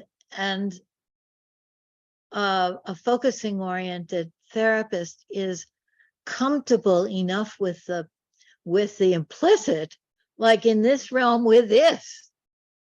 Like when Jean said, we're like this right now. I always loved that. Maybe he meant, you know, we're pushing each other, but that could be that's the way we are right now. But the feeling is we're like that right now. But there's another dimension of the explicit where I'm not wiser and bigger, and I might say to the client, we both wish that I knew the answer to this. That's right? a good one. But there's a kind of living of it where you're living both realities, the reality that you're playing out something, and the reality that you both know, want to know, that you're not, that isn't the explicit way that you are together. I don't know if that made sense. Yeah, it's helpful. So a couple of hands up, and how are you for time, Lynn? I know we've already kind of gone over our agreed upon time, but. Well, why don't we answer the questions that are being asked now, and then. Great. We'll... Okay. Francis, and then Juliet. Yeah, what you said about the the big one and the little one really resonated with me, because I've realized I have this dynamic that I've played out with therapists, with authority figures in general, of a very, like, I hold a very deep insecurity of like, nobody knows what to do and something terrible will happen. You know, I don't know what to do. I need somebody to help me fix this inherent brokenness of my ignorance. I need someone to fix me. So then I put that pressure on the authority figure. You have to fix me. And then I turn to the resentment if that person isn't perfect. Like, how dare you not be perfectly competent in order to fix me perfectly? Right? Yeah. Yeah. There's a relational therapist called Richard Geist, whose writings you might enjoy. And he talks about this client that says to him, well, you have to fix me. It's all your job. And he smiles and says, yes, you've made that very clear to me. And I love that, because it is both acknowledging, yes, that's what, we're playing. And we both know that isn't the literal case. I remember a moment when I was carrying on about my mother, and Jean said, well, we know that many clients feel that their mothers are larger than life, but your mother is larger than life. And there was something so beautiful about his playing with it, sort of acknowledging, it's the acknowledging of the transference of the it, and the acknowledging of the acknowledging of the it. How does that strike you?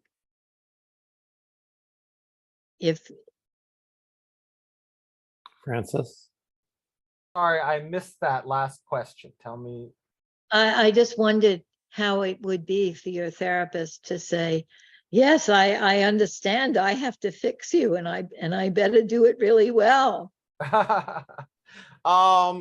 In her case, I think we kind of worked it out in an odd way. Like, I spent a lot of time testing her, boundary violating her, trying to figure out where her competence was. And she was very careful not to take it personally. Mm-hmm. Yeah. And also not to, cave into the insecurity, like just to say, oh, that's not part of my training.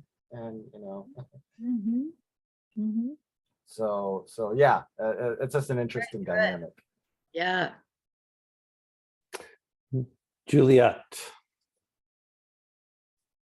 I guess I want to just say a thing out loud that has been coming to me for a little bit, that I feel a little excited about. Like, when we started out, and this often comes up in all different trainings, right? This idea of like, we're not any smarter than the people that we're sitting with.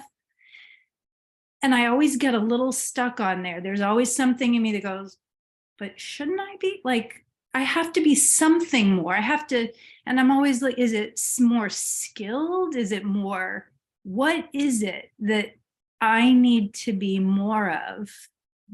So that to justify me being in this chair, not that chair. And as everybody was talking, the thing that came to me today, and I may disagree with myself tomorrow, so I'm not attached to this, but is that we're braver. Like that, how even like what the thing that Francis was just saying about like his therapist being able to kind of just say, yeah, I'm not that, like there's so many different moments where we're having to like say the scary thing. That's the thing, I guess. It's that we have to keep being the one to tolerate the scary thing more than the other person can we have to have a little bit more tolerance of the uncomfortable, scary thing to say and to name it. And I just felt struck by that it's bravery, that it takes bravery to say the uncomfortable, scary thing. And that this is a room, you know what I mean? Of people trying to be really brave or do brave things. Right. Yeah, I think that's right. Saying the unsayable and Mhm. studying how to do that in a way that's helpful but not hurtful. There's a lot that goes into that, but being brave, I think that being a therapist is a real calling to be brave and to be able to make mistakes and be able to, sort of like a dancer, to be able to find your balance and make a turn and land on the floor sometimes, but that you're committed to that. I'm just thinking about how scared I am, how often, and it's fine. I'm okay with it, but I'm scared a lot of the time. Yeah, it's scary. It's a scary profession. Like even Jeffrey talking about the person that he talked to last night, it's scary to talk to that person who's super depressed and history of suicide. Like that's so scary.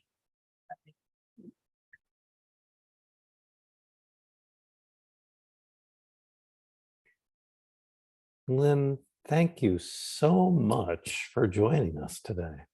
Oh, you're welcome. I had a wonderful afternoon with you guys. Thank you for inviting me. Absolutely. Are there any last things you would like to say, or? And I'm glad to share the recording with you if Sure. yeah. And maybe I could also remind people of the different videos that we have on our YouTube channel. Jeffrey and I are trying to develop this FOT YouTube channel that I'm sure you know about, and we'll put some version of this on there, a clip of it, if we want to. Yeah, and if we have a clip, we can let people look at it, preview it, so that if there's anything that they said that they wouldn't want on YouTube, they can let us know. But yeah, it's such a valuable way to let the world know about what we're doing. Mm-hmm. Absolutely. And if you have questions, please feel free to ask them. Or if we do put up a clip from the class, if you make comments on the clip, that would be great, because could ask questions and involve other people too.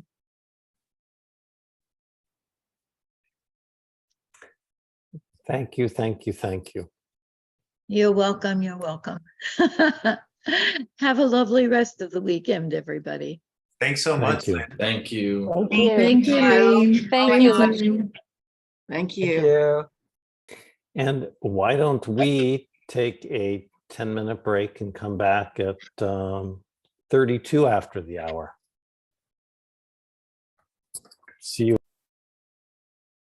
Thank you. Wow, what a gift. I mean, I just adore her. So I hope all of you, well, I'm curious what your reactions are, or thoughts, or comments, or questions, or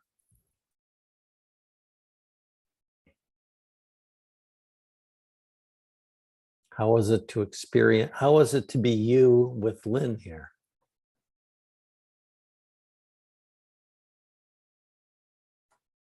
Or how was it just kind of noticing how she teaches? Because that's very much her. I've been taking classes with her for the last couple years or whatever. And, there's always an article that we're supposed to read, and then she sends something else at the last minute, and then something happens in class and we go with that. And that's, I mean, she's a living example of being in the moment and, working with what's in the room and helping make something that's implicit or just happened in the room explicit. Anne, is that a hand? Yes. I guess the question is, maybe it's obvious and I could Google it, but maybe you could tell me like how to continue to absorb what she teaches and learn from her more. Oh, sure. Well, I mean, next week, she's starting another round of her class, and hers is very open-ended. Any of you could, I could probably forward an email, or you can go to her well, I'll see if I can find an email, but it's Thursday mornings from 8:30 to 10:30 our time. And there's usually about 20 therapists or so on the call, and probably others that sign up that get the recording. And we basically read articles and talk about something in the article, but then some things, there's questions, there's reactions in the group, and she works with those, and sometimes she'll do a little role play. And so I believe I sent her a YouTube channel. I can send her website. There's the articles, of which you have a few, but there's probably more on her website. I don't know how much I have really explored her website. But the Therapeutic Us is her training, and people can kind of come and go. We've had kind of a core group now for a while, and but she'll teach about 6 sessions, and then there's a little bit of a break, and then she just does another module, she calls them. And it's not necessarily that they all build on each other, because anyone could step in at any time and get something out of it. Is this something that she does for free? Is there a cost? Excuse me. I think it's $200 a module. Okay. So it's pretty inexpensive. She also does something on Monday mornings called Help the Helpers. And I think it's an hour and a half. It's East Coast time is like 8:15. Is that one of the 9 to offerings 4. on the, is that one of the offerings on the Corona Plaza? The It FYI? may be there.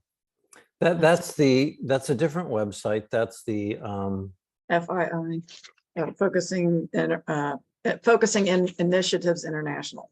yeah. Because I think they have a helpers thing as well.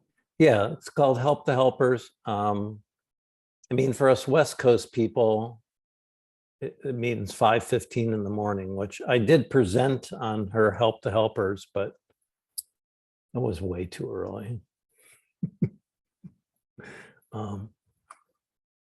Yeah, and in the next FOT conference, she's going to be one of the main presenters. I mean, we've reached out to half dozen people to make sure we secured some people we want as part of that conference. And her focusing partner and my focusing mentor, Joan Klagsburn, will join us in our next workshop.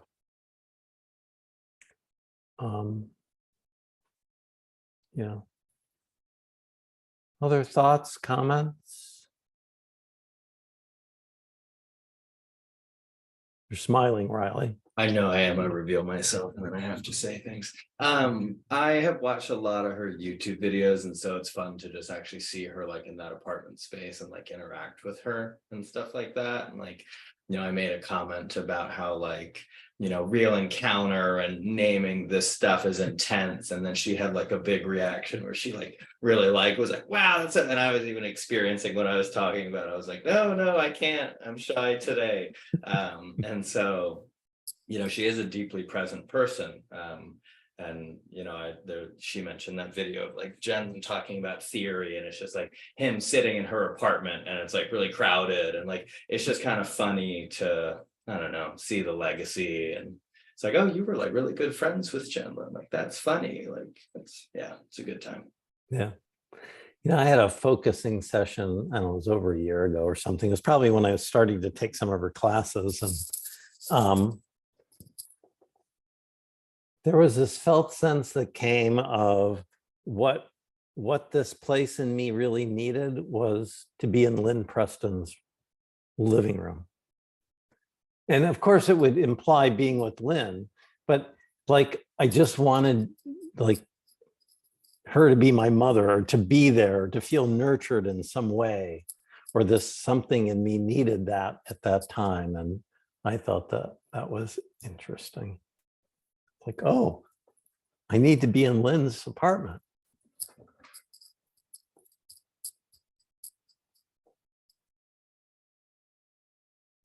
Inga.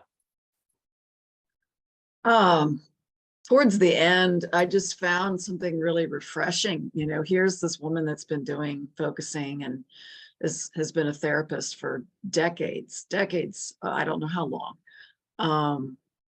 And yet she doesn't have all the answers. You know, there's like, it just hit me like, here's this woman who's been doing this for so long, and yet she's not saying, you know, like, this is, you should have done it this way, or you should have said, you know, like, I really just found that I like, it's something shifted, and then there was this like lightness and openness in me when I came to that realization that there are no correct answers, you know.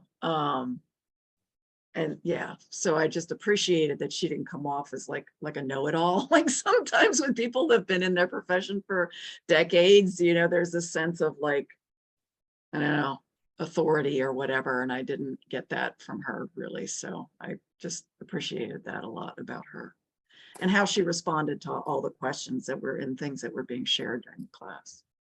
Yeah, it's all about how to open something more up.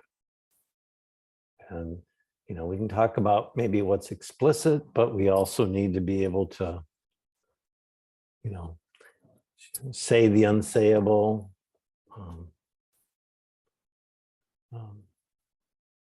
There's some phrase she has that's a bit longer than that, but yeah, it's like, oh, what more is going on here? And how can we tease that out? And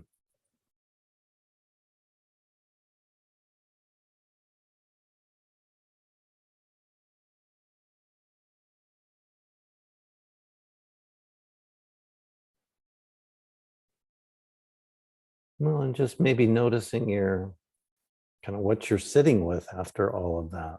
Like what came for you, or where does it take you, or what edge of something are you sitting with?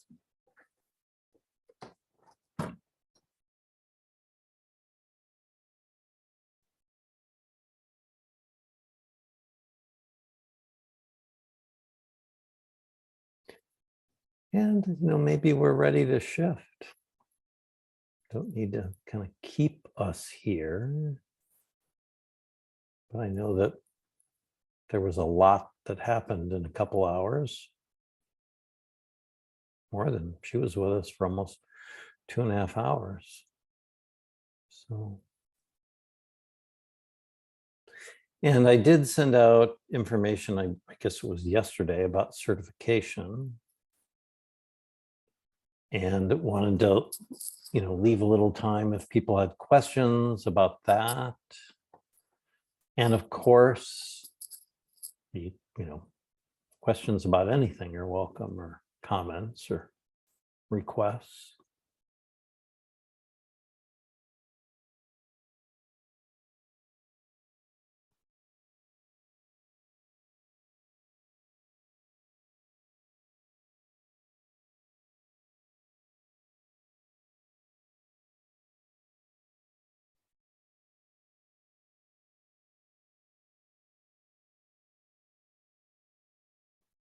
There's a hand, Francis. Yeah, you mentioned something about the 1.5-hour sessions once a month. I think the last time you talked about, like, I might run something, and then this time it kind of was part of the, you know, things that will happen. Are they mandatory, or, you know, what's their status in the scheme of things? That's a good question. You know, I wouldn't say mandatory. I would say that it's my attempt to sort of balance some things, like, and this is one of these things that I'm what's the best balance? And maybe that's not even the correct question, but like, you'll get to work individually with a second mentor. You know, I'm always glad to do some individual work with people, or talk, but I also thought maybe it would be helpful to have something that's like monthly that we can, those who are working on certification can come and share questions. So kind of learning from each other as you're asking questions. I could perhaps do a little teaching or say, something about something that I'm getting questions on. Yeah, so there would be both kind of a little bit of ongoing group check-in time and sort of more individual time with a second mentor. And in that time, I'm certainly open to how people might want to use it. Bridget. Yeah, it seemed like the start times and the end times are fluid, and I'm just curious about, so people will come in at different times, but like, when will these monthly meetings start? Like for me, a natural place to start would be like when we finish this session, or maybe that's in the fall, or I'm just curious about your thoughts on that. What would you like? I don't know. I mean, my intention is to continue forward, and I'm really excited about that. And I've appreciated having some bit of a break in the summer between the first session and the second. And I'm also like, I'm ready to go. So however it is. Yeah, I haven't completely thought it through. I like to take some time off in the summer as well. Kind of curious to see who wants to proceed, and we might have a conversation about that and say, yeah, let's wait until September, or oh, we start that a little sooner. I'm kind of thinking about a Friday morning, kind of 9 to 10:30 West Coast time. I'll be starting a new program, so it would obviously have to be on a Friday when I'm not teaching.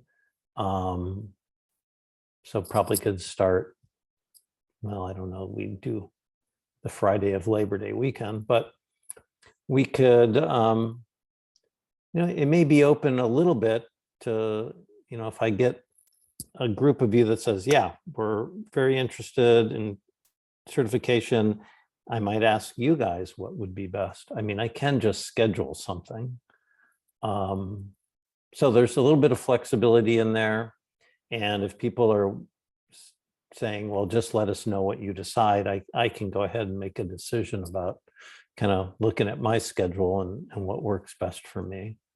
I'm always trying to balance like how much structure feels helpful and wanting it to be flexible and adaptable to each person.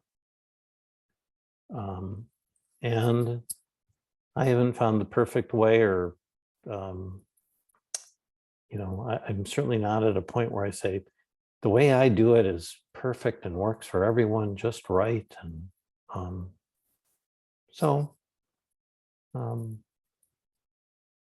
there's a little bit of a make it up as we go along. Dave? I appreciated seeing the stuff that you sent out, and I didn't look through it all in a lot of detail, so maybe you say more about this, but I think I saw that, and it would be helpful if you were able to do this, that you would send maybe a list of the potential second mentors that are at least kind of in, in orbit here, and then maybe people could find other people, just because that would be, I know I'd like to continue, and that's the kind of question that comes up is like, oh, who would I ask to be a second mentor? And I want to think about that a little bit. I've met some of the people, some of them I maybe wouldn't know. So I wonder if you have just a little bit to say about like, how would we go about doing that? I guess if you had a list, that would be where we would. Yeah. Yeah. Yeah, well, and I think I emailed Francis, who had a similar question this morning, and I'll put together a list. I didn't get to it this week, and I wanted to get that other information out to you. You know, I think the people who will be on the list that I give you are the ones that, you know, are the coaches and or they're graduates of my program. You're not limited to that. The person just needs to be certified. And it probably, you know, so if you were to pick someone because you already know someone, or you know that, oh, this person teaches something I'm really interested in, you know, then they would just need a little bit of, they would probably have some questions. You'd want to share the documents that I shared with you. They'd probably want to have a conversation with me. And just to make sure that they understand what the commitment is and things like that. I'm thinking, in my mind, you know, it's probably best to have a conversation with me first, just to express, hey, I'm interested. We can talk about it a little bit. Maybe you have some certain requests or something that you have an idea and you want to check it out with me, or whatever your particular needs are that you might want me to start considering, and the two of us think about in picking a second mentor, and then the three of us kind of designing your program a little bit. So feel free to reach out anytime. That kind of what is the starting of the process, you know, so I get to like, oh, okay, Dave wants to do this, and here's some of his thoughts and requests, and that may, you know, I may think, oh, wow, these people might be good for him to consider, or maybe you already know someone. Yeah. Great. Yeah, super helpful. Thanks. Yeah.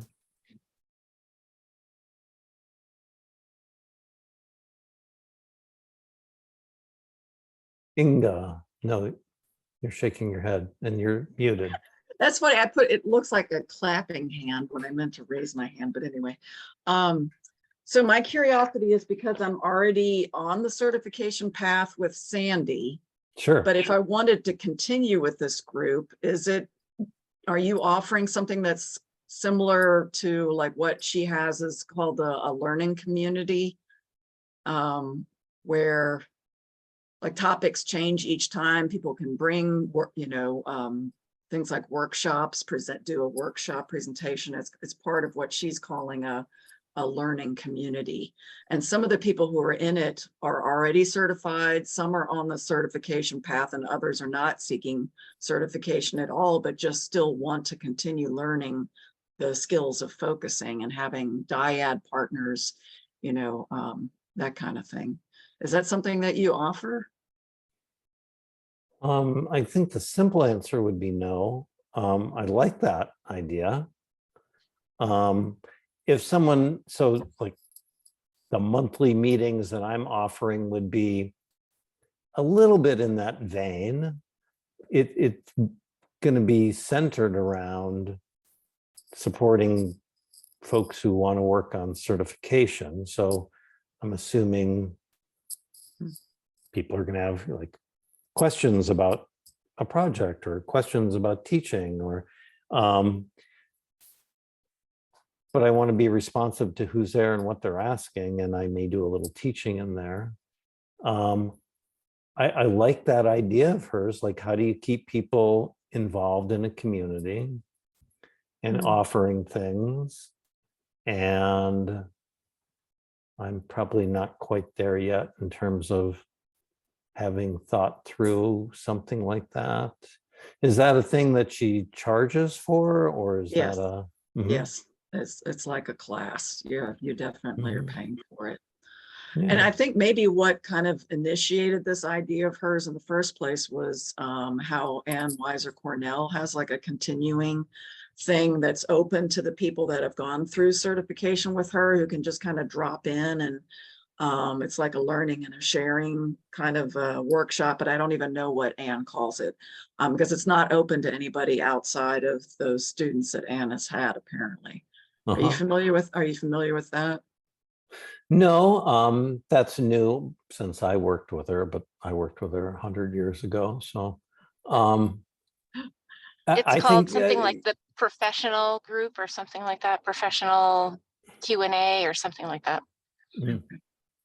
I think it's trainers. I received the emails, but trainers something.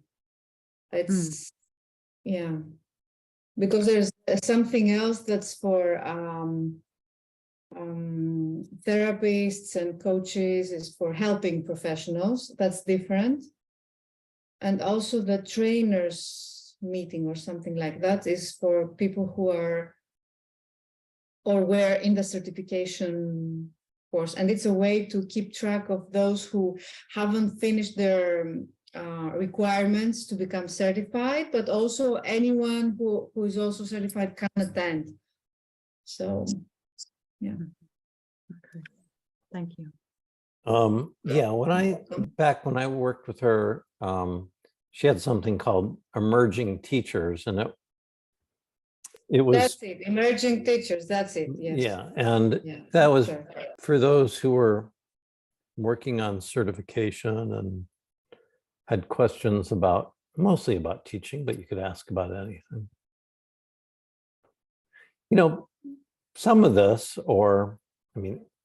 Anne's been doing stuff a long time and does a lot of stuff. A lot of things develop out of requests from students. I'd really like to see something happen, and and maybe you want to start something. Maybe part of your certification is you want to start a monthly group, and it's, theme is blah, blah, blah, or, I'm all for supporting people to kind of offer things, develop things. There's a wealth of knowledge and information here amongst this group. Certainly people could do some peer consultation, or you could do some peer something working on teaching, or could do lots of different things. Other questions, kinds of questions.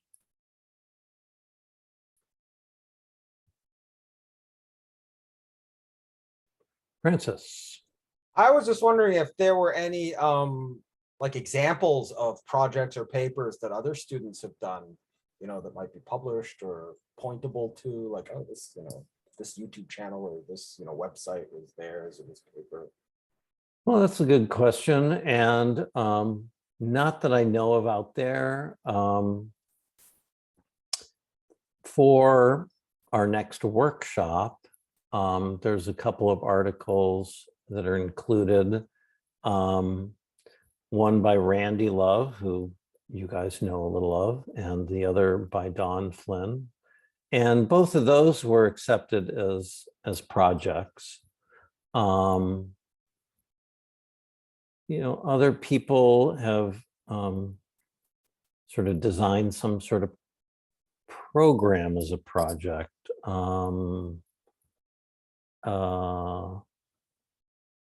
want it to be useful to you, not just to feel like some requirement.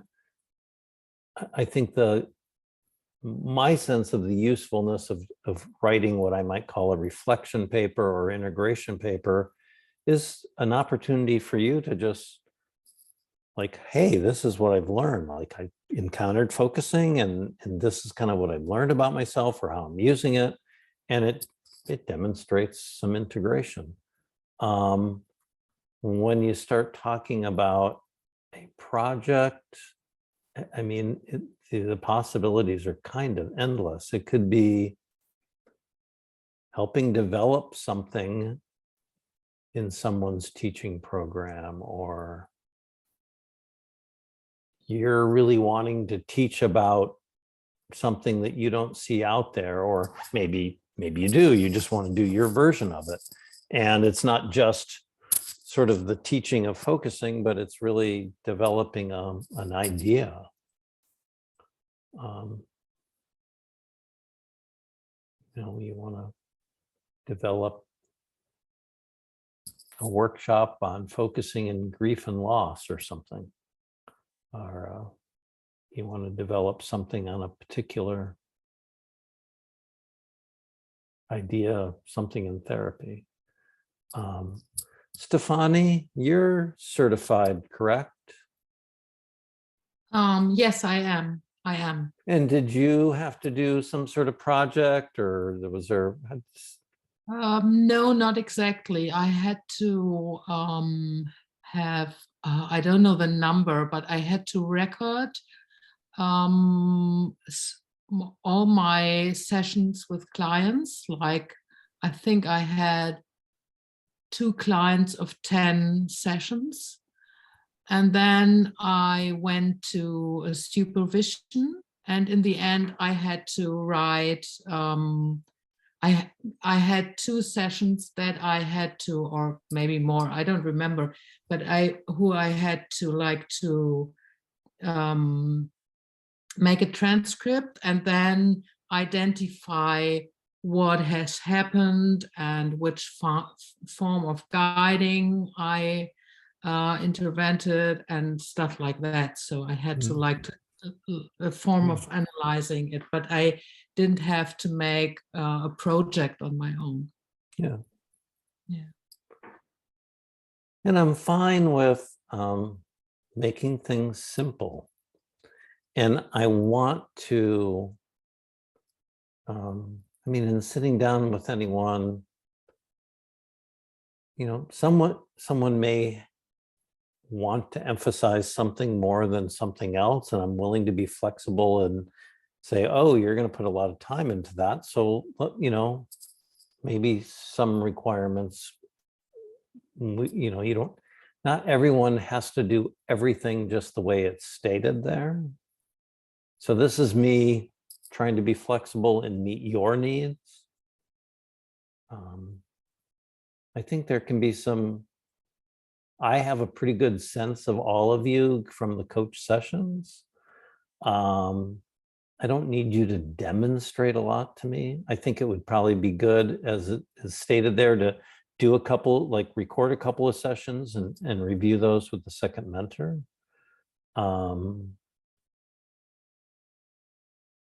I do like the idea of everyone doing a little teaching, and some of you may be much more interested in that than others.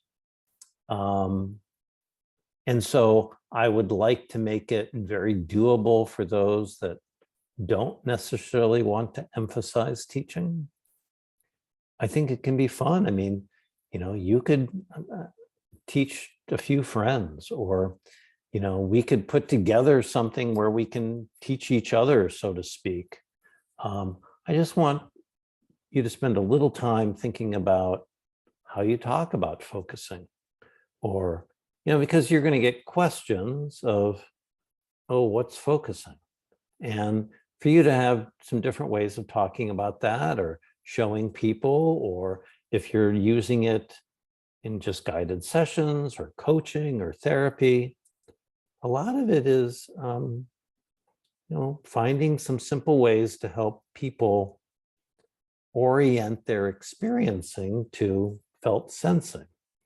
And how you describe that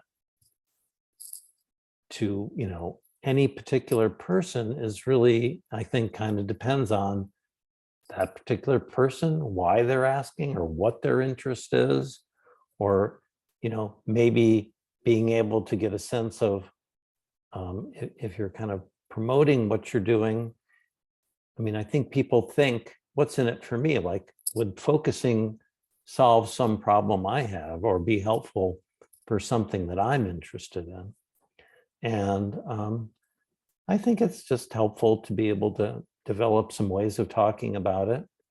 And we can share that. It's not that everyone needs to go off into their own world and come up with things that have never been said before. I'm a big believer in take what you've learned, or what I've written or someone else has written, and then put your own twist on it. So I'm delighted to share my own materials. I can point to other materials. I'm open to ideas. And I think as I wrote, I put together the certification document, and then I wanted to just write a little bit that gave a little more context of, I really see, I certainly have had the experience of people really appreciating like being in this program, and then they're ready, they got what they wanted. And that's great. And I'm of course hopeful that people also like get the bug, so to speak, and like, oh, I really like, there is a depth and a community here that I want to keep learning. I kind of want to keep doing something, and certification is one of the next steps, because you can also use it as a vehicle to do things with other teachers, experience other workshops, and kind of bring that in to not only your work, but maybe sharing that in some way.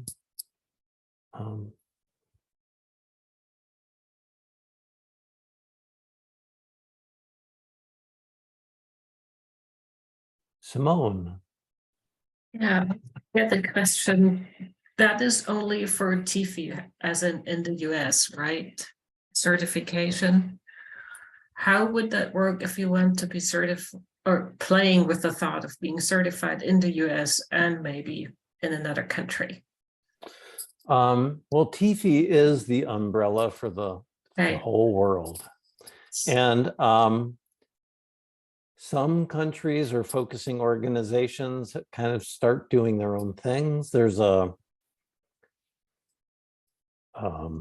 Europe, there's something called a focusing practitioner, which like you would all be focusing practitioners at this point. Like you've done your training. Maybe you would be required to do some guiding, but you could basically be do a focusing guide. But to be able to teach, then you go on to what I call certification. And so it doesn't, if you were certified through, you would be certified through me or by me, but through TIFI is the certifying body. Okay. And so that's recognized all over. Okay. It gets a little more particular if someone says, I'm a certified practitioner because I did that in Europe, or whatever, and it's not recognized anywhere. It lacks a certain kind of meaning elsewhere.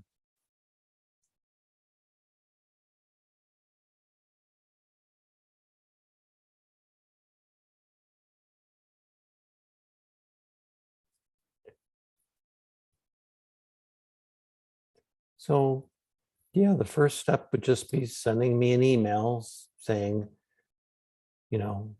I'm interested in certification, or I'm at least interested in talking about it. We can have a conversation. You might want to sit with it for a while. We have one more workshop before we're done in early June. And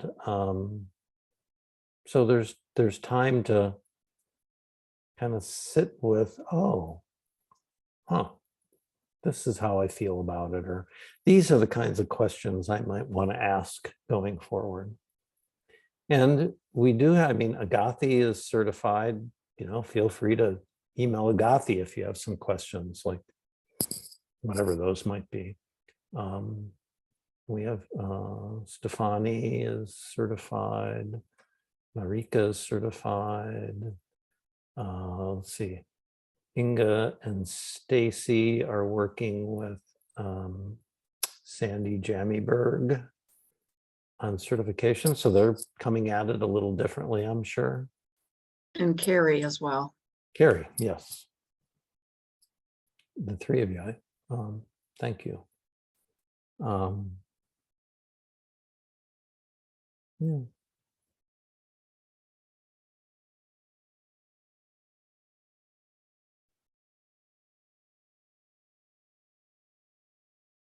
So I'll just take a moment here and see if there's something more that wants to be said or asked.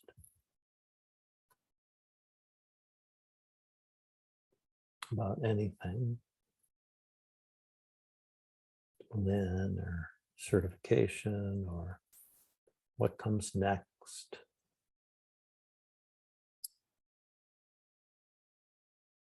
I think our next workshop will be, it's kind of combination of grief and loss and spirituality. In our second session, Joan Klagsburn's going to join us. So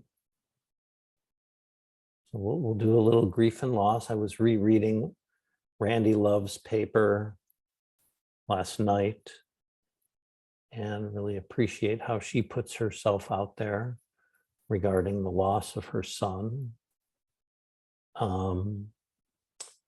And Dawn Flynn has a paper, and there's some other, I think, good things there. And for our coach session, I just need to sit down and come up with the structure a little bit. But what I've done in the past and how we started once upon a time back in September with wounds and gifts is to do a little reflecting on our journey and how focusing has made a difference for you, and to have each person spend maybe 15 minutes talking about themselves. And to do that in a focusing way, but not necessarily a focusing session, but to say a little about, and you don't have to go into details about yourself, but just in a general way to say, yeah, that you have experienced some sort of wound or something that you've had to grapple with, and how it's made you who you are, and how you've applied focusing or how focusing has helped with that. And to do that probably in groups of 4, so in breakout rooms. I used to do this, spending most of the workshop having each person do it in front of the whole group. I just think that this group's big enough that that would be a bit hard to negotiate. So I'll probably have you do it in that third session where we would have coach sessions and do breakout rooms. There may be a coach there, there may not, but you get to do that with each other, which I think is a unique experience. It's really part of the gift in terms of sharing with a group and people talking about how they're touched by what you said, and then kind of hearing the next person. So I'll give a little more context and structure to that. And then the very last session, just kind of processing the whole program. And I'll give a little structure to that, have some ideas about it. But I do want to make sure that we take some kind of open time to sit and be with each other. And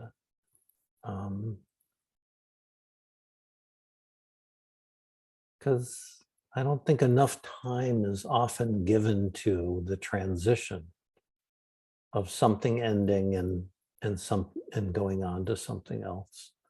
So I just want to make sure that there's a little cushion there. Yeah. Francis, you had your hand up a while ago. Did your question get asked or? Oh, I just had a small question about the kind of spacing between the various mentoring and second mentoring things, but I'm guessing it probably is just depends.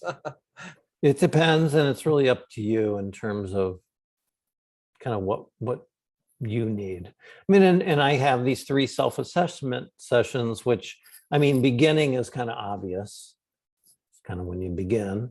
And the one in the middle is kind of a sense of like, hey, I've accomplished some things, and let's do a middle session, and then ending is, there should be some sense of that your mentor knows, both of your mentors know that you're kind of wrapping things up. We've had a chance to talk, to see a project or whatever kind of the agreements are. And, what I like to avoid is someone just sends me an email and says, I'm done. And I'm like, oh, I don't know anything about your project, or I don't know anything about, like, I don't want those kinds of surprises. So it should be sort of a tracking along the way of progress, and that the final session is, we're kind of already in agreement, and it's kind of just taking that in and processing that. But I love those sessions because they are so unique.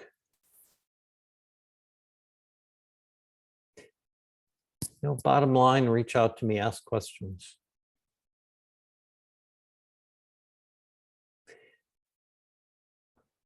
How about a little attunement? And we say goodbye.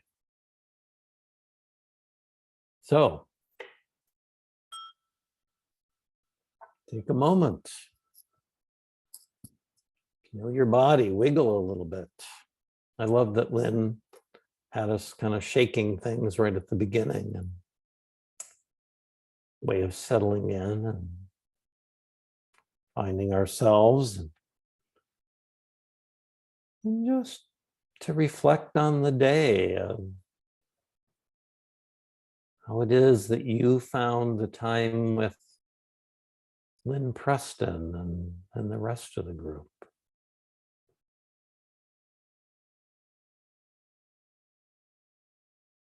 What are your takeaways?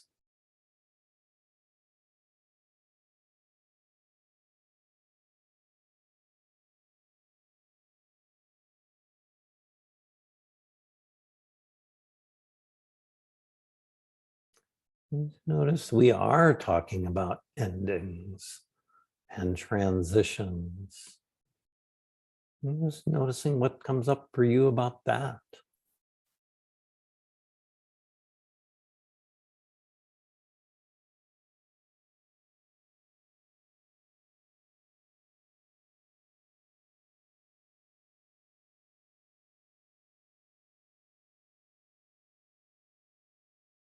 And just notice your own questions or your own sense of next steps for you.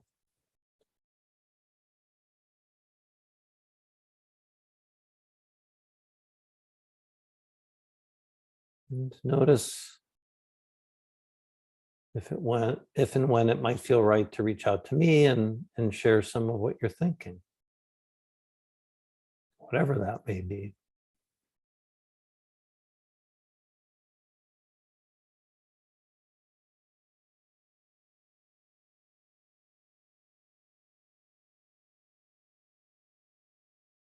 And for those who celebrate Easter,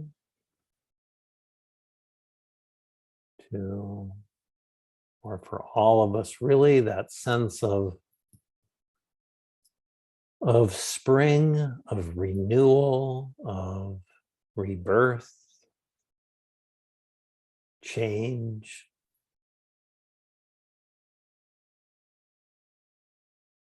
And allow that to be felt and celebrated.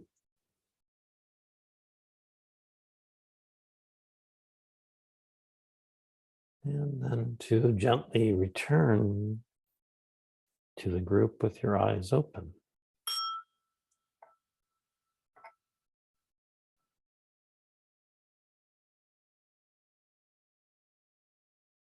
Yay, thank you guys for hanging in there.